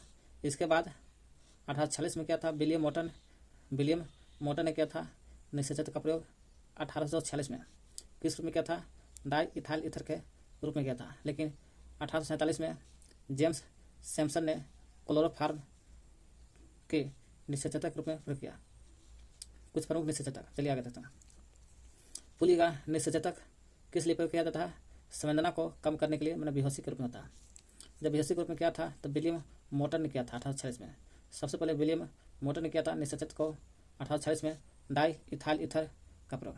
यही डाई इथाइल ईथर का प्रयोग किया था बेहोशी के रूप में 1846 में। 46 के बाद 47 आता है, जेम्स सैमसन ने किया था। विलियम मोर्टन ने किया था 1846 में डाई इथाइल ईथर के रूप में किया था। लेकिन इसके बाद मैंने 46 के बाद 47 में जेम्स सैमसन ने किया था।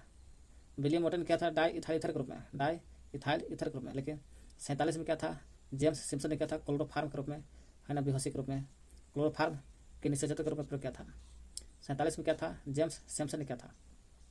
कुछ प्रमुख निश्चेचक डाई इथाइल ईथर, वही डाई इथाइल ईथर जो 1846 में होता था, जेम्स विलियम मोर्टन ने किया था 1846 में डाई इथाइल के रूप में। वही डाई इथाइल ईथर क्या है? ये निश्चेचक है। क्लोरोफॉर्म CHCl3 क्लोरोफॉर्म कहते हैं। दूसरा बार इसी का प्रयोग होता है 47 में क्लोरोफॉर्म। 47 में जेम्स सैमसन ने किया था क्लोरोफॉर्म का प्रयोग, वही क्लोरोफॉर्म। फिर सल्फोनल भी आता है निश्चेचक के रूप में। बेरोनल, सल्फोनल और बेरोनल। क्लोरोप्रोपेन का भी प्रयोग होता है। कोकिन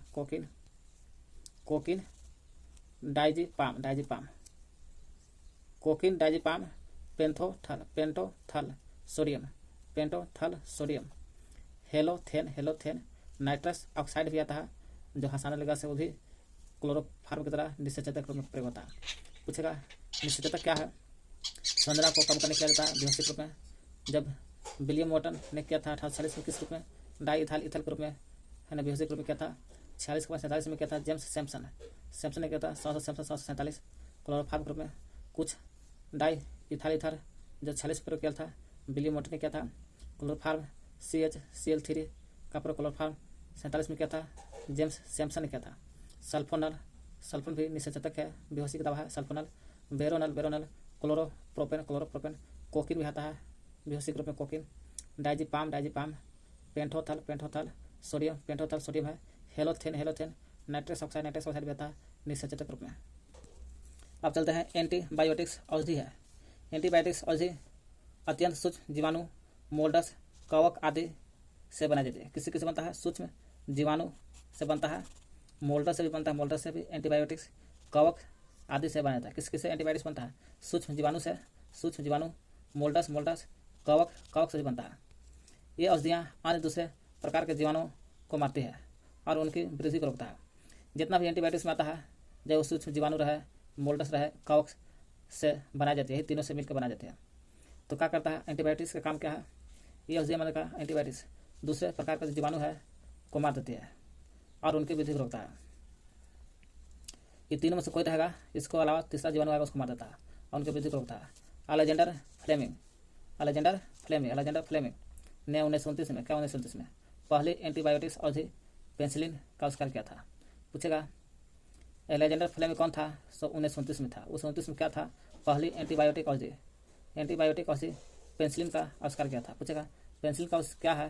तो एंटीबायोटिक्स दवा है जो दूसरे जीवाणु को मारता है। पेनिसिलिन एंटीबायोटिक्स दवा है। इसकी खोज कब हुआ था? तो 1929 में। कौन किया था? अलेक्जेंडर फ्लेमिंग ने किया था।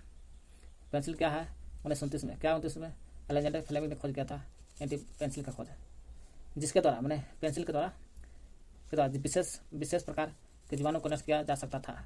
कुछ महत्वपूर्ण एंटीबायोटिक्स औषधियाँ निम्नलिखित है, जैसे पेंसिलिन जो 1929 में भी देखा 29 में खोजा था, अलेक्जेंडर फ्लेमिंग ने किया था पेंसिलिन की खोज। फिर आता है टेट्रासाइक्लिन भी, ये भी एंटीबायोटिक्स दवा है। पेंसिलिन भी है एंटीबायोटिक्स और टेट्रासाइक्लिन भी है साइक्लिन। सेफ्लोस्प्रिन भी है, सेफ्लोस्प्रिन भी आता है एंटीबायोटिक्स। स्ट्रेप्टोमाइसिन भी आता है, स्ट्रेप्टोमाइसिन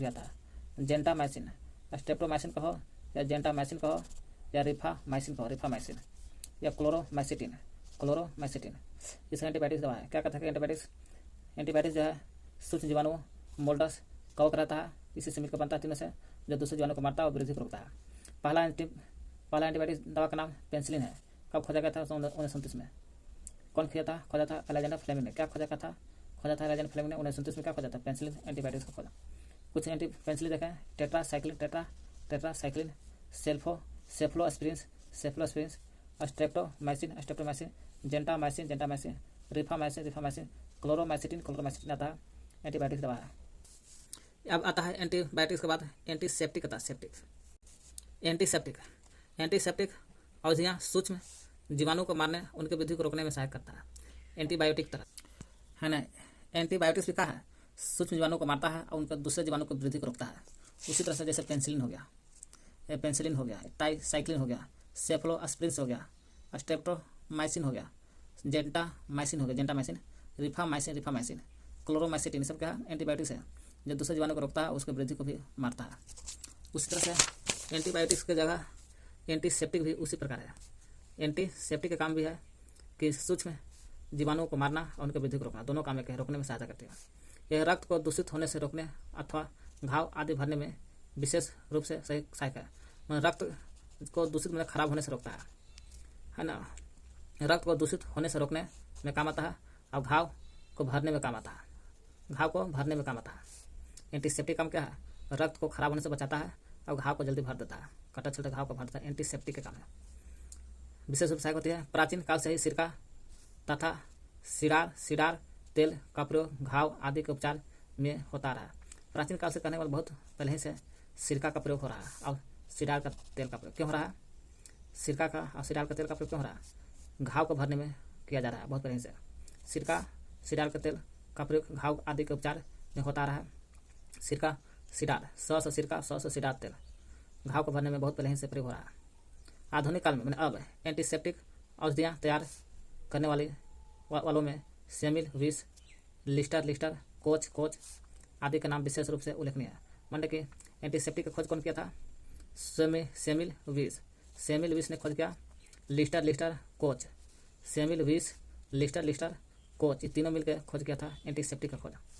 आदि का नाम विशेष उल्लेखनीय है। कुछ महत्वपूर्ण एंटीसेप्टिक औषधियाँ निम्नलिखित है, जैसे आयोडीन भी एंटीसेप्टिक है जो घाव को भरने में और खून को खराब होने से बचाता है। हाइपोक्लोरस अम्ल, कौन सा अम्ल, हाइपोक्लोरस अम्ल, हाइपोक्लोरस अम्ल। इथाइल एल्कोहल भी घाव को भरने में और खून को रोकने में काम आता है। Ethyl alcohol.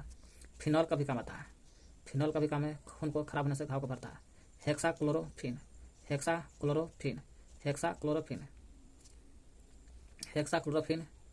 Formaldehyde, hydrogen peroxide जो ऑक्सीजन का प्रयोग होता है, हाइड्रोजन परऑक्साइड जो अस्पताल में प्रयोग करते हैं, पंडों भी लोग करते हैं, उसका भी एक्रिप्लेविन, ये सब क्या चीज़ है, एंटीसेप्टिक दवा है। कुछ एंटीसेप्टिक क्या है, जो सूक्ष्म जीव को दूसरे सूक्ष्म जीव को मारता है, वृद्धि को रोकता है, रक्त को दूषित होने से रोकने में काम आता है, घाव आदि को भरने में काम आता है। प्राचीन काल से ही सिरका और सिडार तेल का प्रयोग घाव आदि के उपचार में होता रहा। लेकिन अब जो आधुनिक काल में सिरका और सिडार तेल नहीं हो रहा, अब एंटीसेप्टिक का प्रयोग होता है। एंटीसेप्टिक खोज कौन किया था, सेमिल विष, लिस्टर, कोच, सेमिल विष, लिस्टर, कोच ने खोज किया। कुछ महत्वपूर्ण एंटीसेप्टिक आयोडीन भी है। आयोडीन हाइपोक्लोरस अम्ल, ethyl alcohol, phenol, hexachlorophene, formaldehyde, hydrogen peroxide, hydrogen peroxide, acriflavine ये सब एंटीसेप्टिक का प्रयोग होता है। दवा है एंटीपायरेटिक्स होता है, एंटीपायरेटिक। ये देखें हम लोग एंटीसेप्टिक।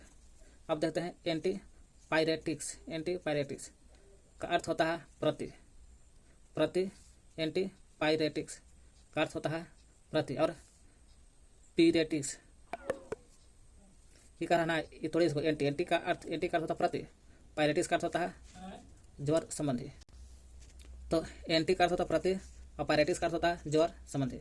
एंटी का अर्थ होता है प्रति, एंटी मैंने वही एंटी इंग्लिश में प्रति। पायरेटिक्स का होता है, पायरेटिक्स मैंने होता है ज्वर संबंधी, यानी कि ऐसा संबंधी जो प्रति ज्वर संबंधी होता है। एंटीपायरेटिक्स का प्रयोग शरीर का जो दर्द होता है बुखार उतारने में किया जाता है। शरीर का प्रयोग होता है, शरीर में जो दर्द होता है बुखार होता है उतारने में क्या होता है एंटीपायरेटिक्स का प्रयोग। कुछ महत्वपूर्ण एंटीपायरेटिक्स और ने लिखे जैसे एस्पिरिन भी एंटीपायरेटिक्स है, शरीर का दर्द बुखार उतारता है। Crocin, phenacetin, पायरोमेडिन। तो क्या कहते हैं एंटीपायरेटिक्स प्रति ज्वर संबंधित है, शरीर के दर्द बुखार उतार देता है। कुछ एंटीपायरेटिक्स के एग्जाम्पल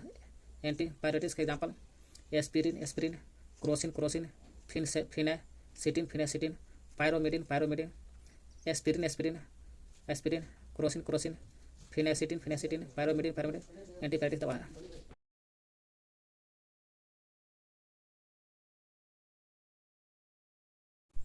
अब चलते हैं हम लोग सल्फा ड्रग्स की ओर। कौन सा ड्रग्स? सल्फा ड्रग्स मैंने औषधि होता है। सल्फा ड्रग्स या सल्फा औषधि में मुख्य रूप से सल्फर और नाइट्रोजन होता है। सल्फा ड्रग्स को या सल्फा औषधि को बताइए मुख्य रूप से कहा होता है। मुख्य रूप से सल्फर, स से सल्फर और नाइट्रोजन भी रहता है, नाइट्रोजन होते हैं। सल्फर और नाइट्रोजन होते हैं। इस प्रकार के औषधि मैंने सल्फर नाइट्रोजन होते हैं। इस प्रकार के औषधि, इस प्रकार मैंने सल्फर ड्रग का जो औषधि है कुछ जीवाणुओं के प्रति अत्यंत प्रभाव होता है। कुछ जीवाणु के प्रति अत्यंत प्रभावी होता है। कुछ जीवाणु के प्रति बहुत जल्दी काम करता है सल्फा ड्रग्स। वही कहा, कुछ जीवाणुओं के प्रति अत्यंत प्रभावी होते हैं कुछ। और सल्फा औषधि का प्रयोग जानवर के लिए भी होता है, कहते जानवर के लिए भी जल्दी होता है। सबसे पहले सल्फा औषधि सल्फानिलमाइड 1908 ईस्वी में बनाई गई थी। पूछेगा प्रथम सल्फा ड्रग्स कौन सा है? वही कह रहा है सबसे पहली सल्फा औषधि सल्फा ड्रग्स का नाम बताओ। सल्फानिलमाइड कब बनाया गया था? 1960 में बनाया गया था। सल्फानिलमाइड सल्फा ड्रग पहला तो ही था। सबसे पहला सल्फा ड्रग्स सल्फानिलमाइड बनाया गया था 1960 में बनाया गए थे। कुछ महत्वपूर्ण सल्फा औषधि निम्नलिखित है, जैसे सल्फानिलमाइड जो सबसे पहला तो ही बनाया गया था 1960 में। सल्फानिलमाइड 1960 में बना था। वही का सबसे पहला सल्फा औषधि का नाम बताओ। सल्फानिलमाइड 1960 में, वही है सल्फा ड्रग्स का नाम है सल्फानिलमाइड। 1960 में बनल था, पहला तो ही बनल था। फिर सल्फा डाइजिन, फिर सल्फा पिरिडिन, फिर सल्फा थायोजाल, सल्फानिलमाइड, फिर sulphadiazine, sulphapyridine, sulphathiazole. Sulphur drugs क्या है? यह सल्फर और नाइट्रोजन से बनता है। सल्फर नाइट्रोजन से बनता है। जीवाणु के प्रति जल्दी काम करता है और जानवर के लिए भी यह प्रयोग होता है सल्फर ड्रग्स। सबसे पहला सल्फर ड्रग्स सल्फानिलमाइड बनाया गया था। सल्फानिलमाइड 1960 में। सल्फानिलमाइड बनाया गया था 1960 में यही बनाया गया था। कुछ सल्फा डाइजिन है, सल्फा पिरिडिन, सल्फा थायोजाल, ये सल्फानिलमाइड, सल्फा डाइजिन है, sulphapyridine, sulphathiazole sulpha drugs का नाम है। प्रति अम्ल जिसको कहते हैं एंटासिड प्रति अम्ल। इस प्रकार के औषधि अम्लीयता को घटाती या उदासीन करता है। जिस प्रति अम्ल खाओगे शरीर में, अगर प्रति अम्ल औषधि दवाई खाओगे तो शरीर में इस प्रकार की औषधि मैंने प्रति अम्ल की औषधि अम्लीयता को चाहे तो घटा देगा या उदासीन कराएगा, लेकिन बढ़ाएगा नहीं। घटा देगा अम्ल को या उदासीन कर देता है। धातु के ऑक्साइड जैसे एल्युमिनियम हाइड्रोक्साइड, मैग्नीशियम हाइड्रोक्साइड दोनों पीएच को उदासीन से आगे बढ़ने नहीं देता है। एल्युमिनियम ये धातु ऑक्साइड कहने का मतलब जैसे चाहे एल्युमिनियम ऑक्साइड है, एल्युमिनियम हाइड्रोक्साइड है या magnesium hydroxide. Aluminium magnesium. Aluminium hydroxide है तो यहाँ एल्युमिनियम हाइड्रोक्साइड है, मैग्नीशियम हाइड्रोक्साइड। खाली एल्युमिनियम याद कर लो, मैग्नीशियम याद कर लो, दोनों के अंत में हाइड्रोक्साइड जोड़ दो। एल्युमिनियम हाइड्रोक्साइड Al2OH का होल 2, Al2 का OH का होल 2, और मैग्नीशियम हाइड्रोक्साइड के MgH। ये दोनों जो है, चाहे एल्युमिनियम हाइड्रोक्साइड है या मैग्नीशियम हाइड्रोक्साइड है, दोनों जो है पीएच को उदासीनता से आगे बढ़ने नहीं देता, मैंने उदासीन कर देता पीएच मान को। इन्हें सोडियम हाइड्रोजन कार्बोनेट से अच्छा प्रतिअम्ल कहा जाता है। इन्हें मैंने किस प्रतिअम्ल को, या फिर प्रतिअम्ल में एल्युमिनियम हाइड्रोक्साइड का हो या मैग्नीशियम हाइड्रोक्साइड, ये दोनों को जो है उदासीन कर देता है, इसलिए दोनों को इन्हें मैंने कहने सोडियम हाइड्रोजन कार्बोनेट से अच्छा प्रतिअम्ल कहा जाता है। सोडियम हाइड्रोजन कार्बोनेट का सूत्र होता है NaHCO3। प्रतिअम्ल जो है, प्रतिअम्ल HCl पेट को न्यूट्रल करता है, न्यूट्रल मैंने उदासीन करता है। प्रतिअम्ल का काम क्या है, जो प्रतिअम्ल के बारे में देखते हैं, यह अम्लता को चाहे घटा देगा या उदासीन होता है। जब प्रतिअम्ल अम्लता को घटाता है, उदासीन करता है, इसलिए लिखा है ना। प्रतिअम्ल के एग्जाम्पल HCl प्रतिअम्ल है जो पेट के उदासीन करता है, न्यूट्रल करता है। अम्ल को उदासीन करता है, घटाता है, जैसे धात्विक ऑक्साइड में आता है एल्युमिनियम हाइड्रोक्साइड और मैग्नीशियम हाइड्रोक्साइड, दोनों का करता है पीएच को उदासीन करता है और उदासीन से आगे बढ़ने नहीं देता है, इसलिए इन्हें सोडियम हाइड्रोजन कार्बोनेट, सोडियम इन्हें हाइड्रोजन के H कार्बोनेट के CO3, सोडियम हाइड्रोजन कार्बोनेट से अच्छा प्रतिअम्ल कहा जाता है।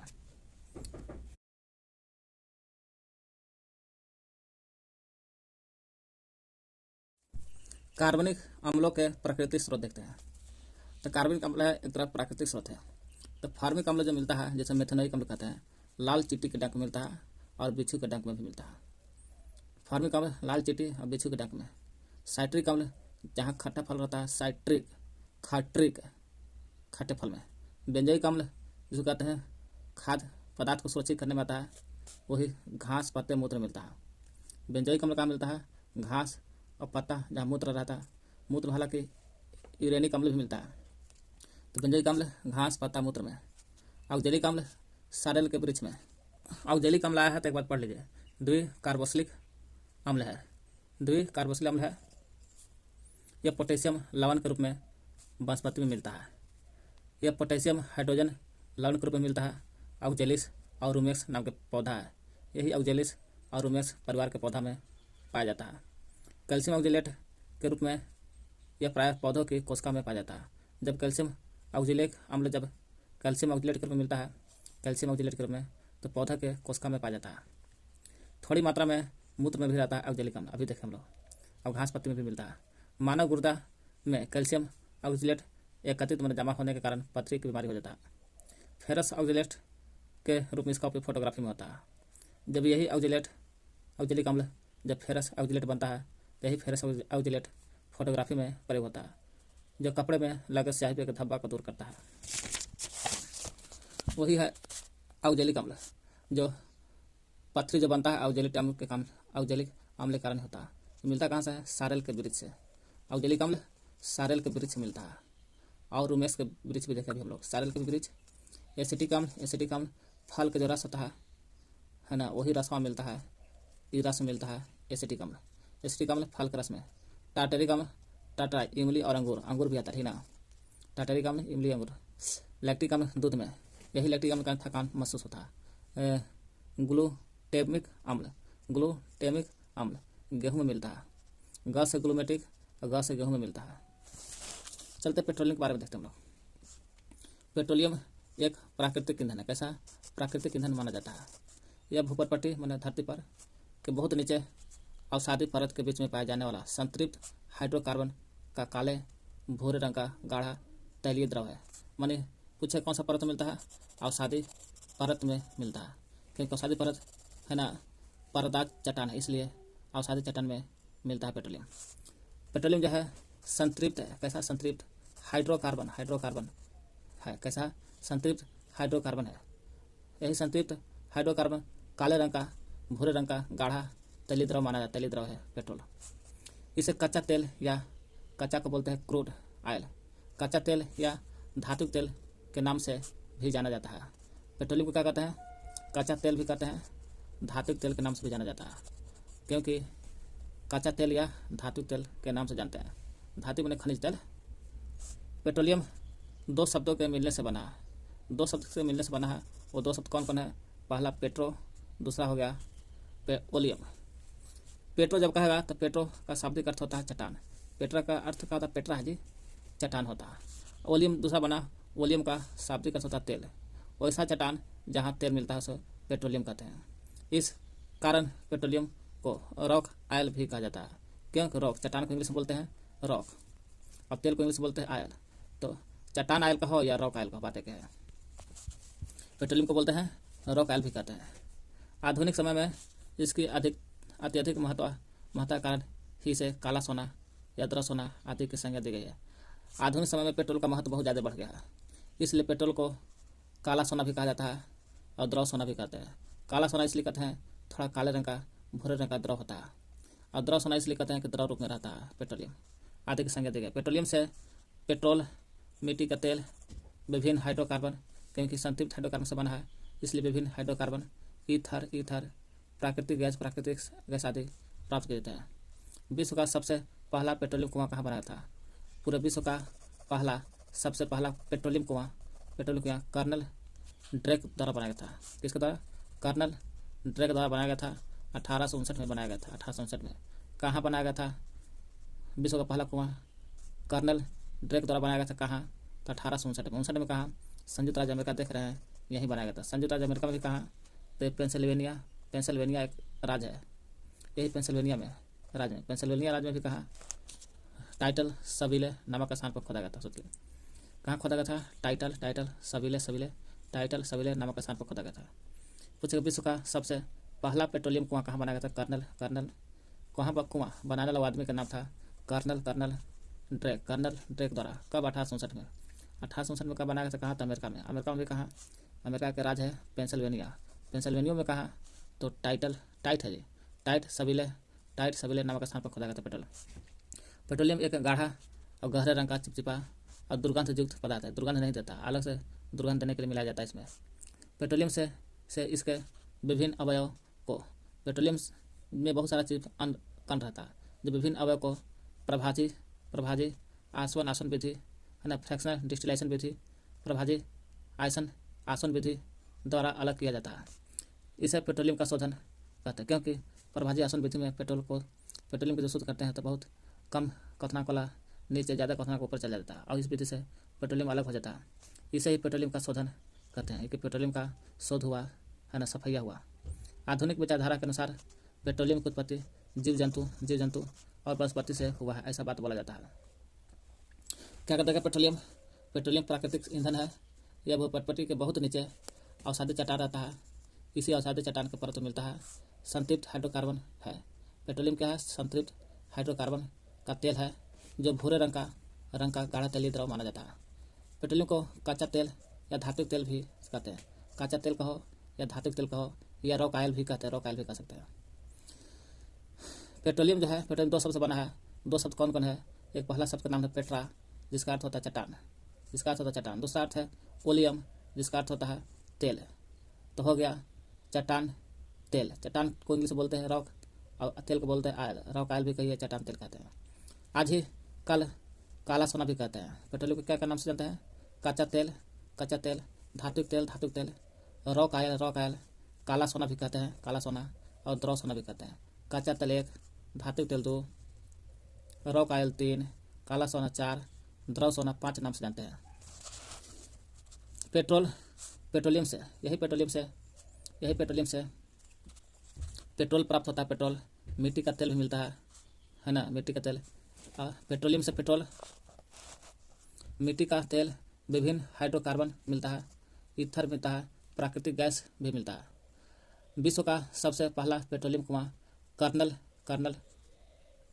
ड्रेक द्वारा बनाया गया था 1859 में। 1859 में कहा कर्नला बनाया था? संयुक्त राज्य अमेरिका में भी कहा? पेंसिल्वेनिया राज्य में कहा? टाइट सविले नामक स्थान पर। पेट्रोलियम थोड़ा सा गाढ़ा गहरे रंग का चिपचिपा पदार्थ है, दुर्गंध युक्त है, कोई दुर्गंध नहीं है। पेट्रोलियम को प्रभाजी आसवन विधि से अलग करते हैं। इस प्रक्रिया को पेट्रोलियम का शोधन कहा जाता है। पेट्रोलियम की उत्पत्ति कहाँ से होता है? जीव जंतु और वनस्पति से प्राप्त होता है पेट्रोलियम। अपस्फोटन एवं ऑक्टेन संख्या क्या है? अपस्फोटन क्या है और ऑक्टेन संख्या क्या है? नोकिक एंड ऑक्टेन, यानी कि अपस्फोटन ऑक्टेन संख्या क्या? कुछ ईंधन ऐसे होते हैं जिनका वायु मिश्रण इंजनों के सिलेंडर में ज्वलन समय के पहले ही हो जाता है। कारण कुछ ईंधन ईंधन कुछ ऐसा देखने को मिलता है जिनका वायु माने ईंधन का वायु जो है वायु मिश्रण इंजन के सिलेंडर में ज्वलन समय के पहले हो जाता है। सिलेंडर में ही हमको जलाना है, 5 घंटा बाद जल जाता, 5 घंटा पहले ही वही हो रहा है। सिलेंडर में ज्वलन समय के पहले हो जाता है। ज्वलन कहाँ हो रहा है? समय के पहले हो जाता है, जिससे उष्मा तो निकलता है। उष्मा पूर्णतः कार्य में परिवर्तन न होकर के धात्विक ध्वनि उत्पन्न करने में नष्ट हो जाता है। क्या वो जो उष्मा निकला उष्मा वो पूर्णतः उष्मा कार्य में परिवर्तन न होकर के क्या हुआ? धात्विक उत्पन्न करने में नष्ट हो जाता है। धात्विक उत्पन्न करने में नष्ट हो जाता है। और समय के पहले जल भी न करे तो क्या होगा? धात्विक में कन्वर्ट हो जाता है। धात्विक ध्वनि है, ध्वनि में कन्वर्ट हो जाता है, इसी में नष्ट हो जाता है। यही धात्विक ध्वनि जो कहलाता है वही अपस्फोटन कहलाती है। अपस्फोटन कहने का मतलब कि जब कोई सिलेंडर या गैस या ईंधन कोई भी समय से पहले न जल करके पहले ही जल जाता है तो वह धात्विक ध्वनि में कन्वर्ट हो जाता है, वही धात्विक ध्वनि अपस्फोटन कहलाती है। ऐसे ईंधन जिनका अपस्फोटन अधिक होता है वो उपयोगी के लिए अच्छा नहीं माना जाता। क्यों? अपस्फोटन का मतलब होता है समय से पहले जल जाना, और जिनका अपस्फोटन अधिक है वो और जल्दी समय से पहले जल जाएगा। जिनका अपस्फोटन अधिक होता है वह उपयोग के लिए अच्छा नहीं माना जाता है। क्यों? क्योंकि और जल्दी पहले ही जल जाएगा। अपस्फोटन अधिक अच्छा ईंधन नहीं माना जाएगा। अपस्फोटन कम करने के लिए ऐसे ईंधन में कुछ ऐसे यौगिक मिश्रित कर दिए जाते हैं जिससे इनका अपस्फोटन कम हो जाता है। ऐसे यौगिक को ही अपस्फोटरोधी यौगिक कहते हैं। कहने मतलब हुआ जिसका अपस्फोटन संख्या ज़्यादा है, अधिक है, तो वह जल्दी जल जाएगा, और जल जाएगा तो हम लोग उसके उष्मा को कार्य में नहीं प्रयोग कर पाते हैं। वही उष्मा को अपस्फोटन को कम करने के लिए बाहर से पदार्थ मिलाते हैं। जब बाहर से पदार्थ या यौगिक मिलाते हैं ताकि अपस्फोटन जब 5 घंटा यूज करना है तो हम लोग कर लेते हैं, उसी को अपस्फोटक रोधी यौगिक कहते हैं। कि समय से पहले न जले, हम जब चाहेंगे तब जलाएं। वैसा कब होता है? जब बाहर से यौगिक मिलाते हैं तब। जो यौगिक मिलाते हैं वही यौगिक को अपस्फोट रोधी यौगिक कहते हैं। किसी ईंधन का अपस्फोटन की ऑक्टेट संख्या के द्वारा व्यक्त किया जाता है। अपस्फोटन जो होता है, अपस्फोटन किसी ईंधन के अपस्फोटन मतलब कि जो समय से पहले जल जाता है उसके उष्मा को हम लोग प्रयोग नहीं कर पाते हैं। वही अपस्फोटन को ऑक्टेन संख्या के द्वारा व्यक्त किया जाता है। पूछेगा अपस्फोटन किस संख्या द्वारा व्यक्त करते हैं? तो ऑक्टेन संख्या द्वारा व्यक्त किया जाता है। जिस किसी ईंधन का ऑक्टेन संख्या जितना अधिक होता है ईंधन होता है उसका अपस्फोटन उतना ही कम होता है। कहने मतलब कि ऑक्टेन संख्या जिस किसी का ईंधन का ऑक्टेन संख्या जितना अधिक होगा, ऑक्टेन संख्या अधिक तो अपस्फोटन भी कम हो जाएगा।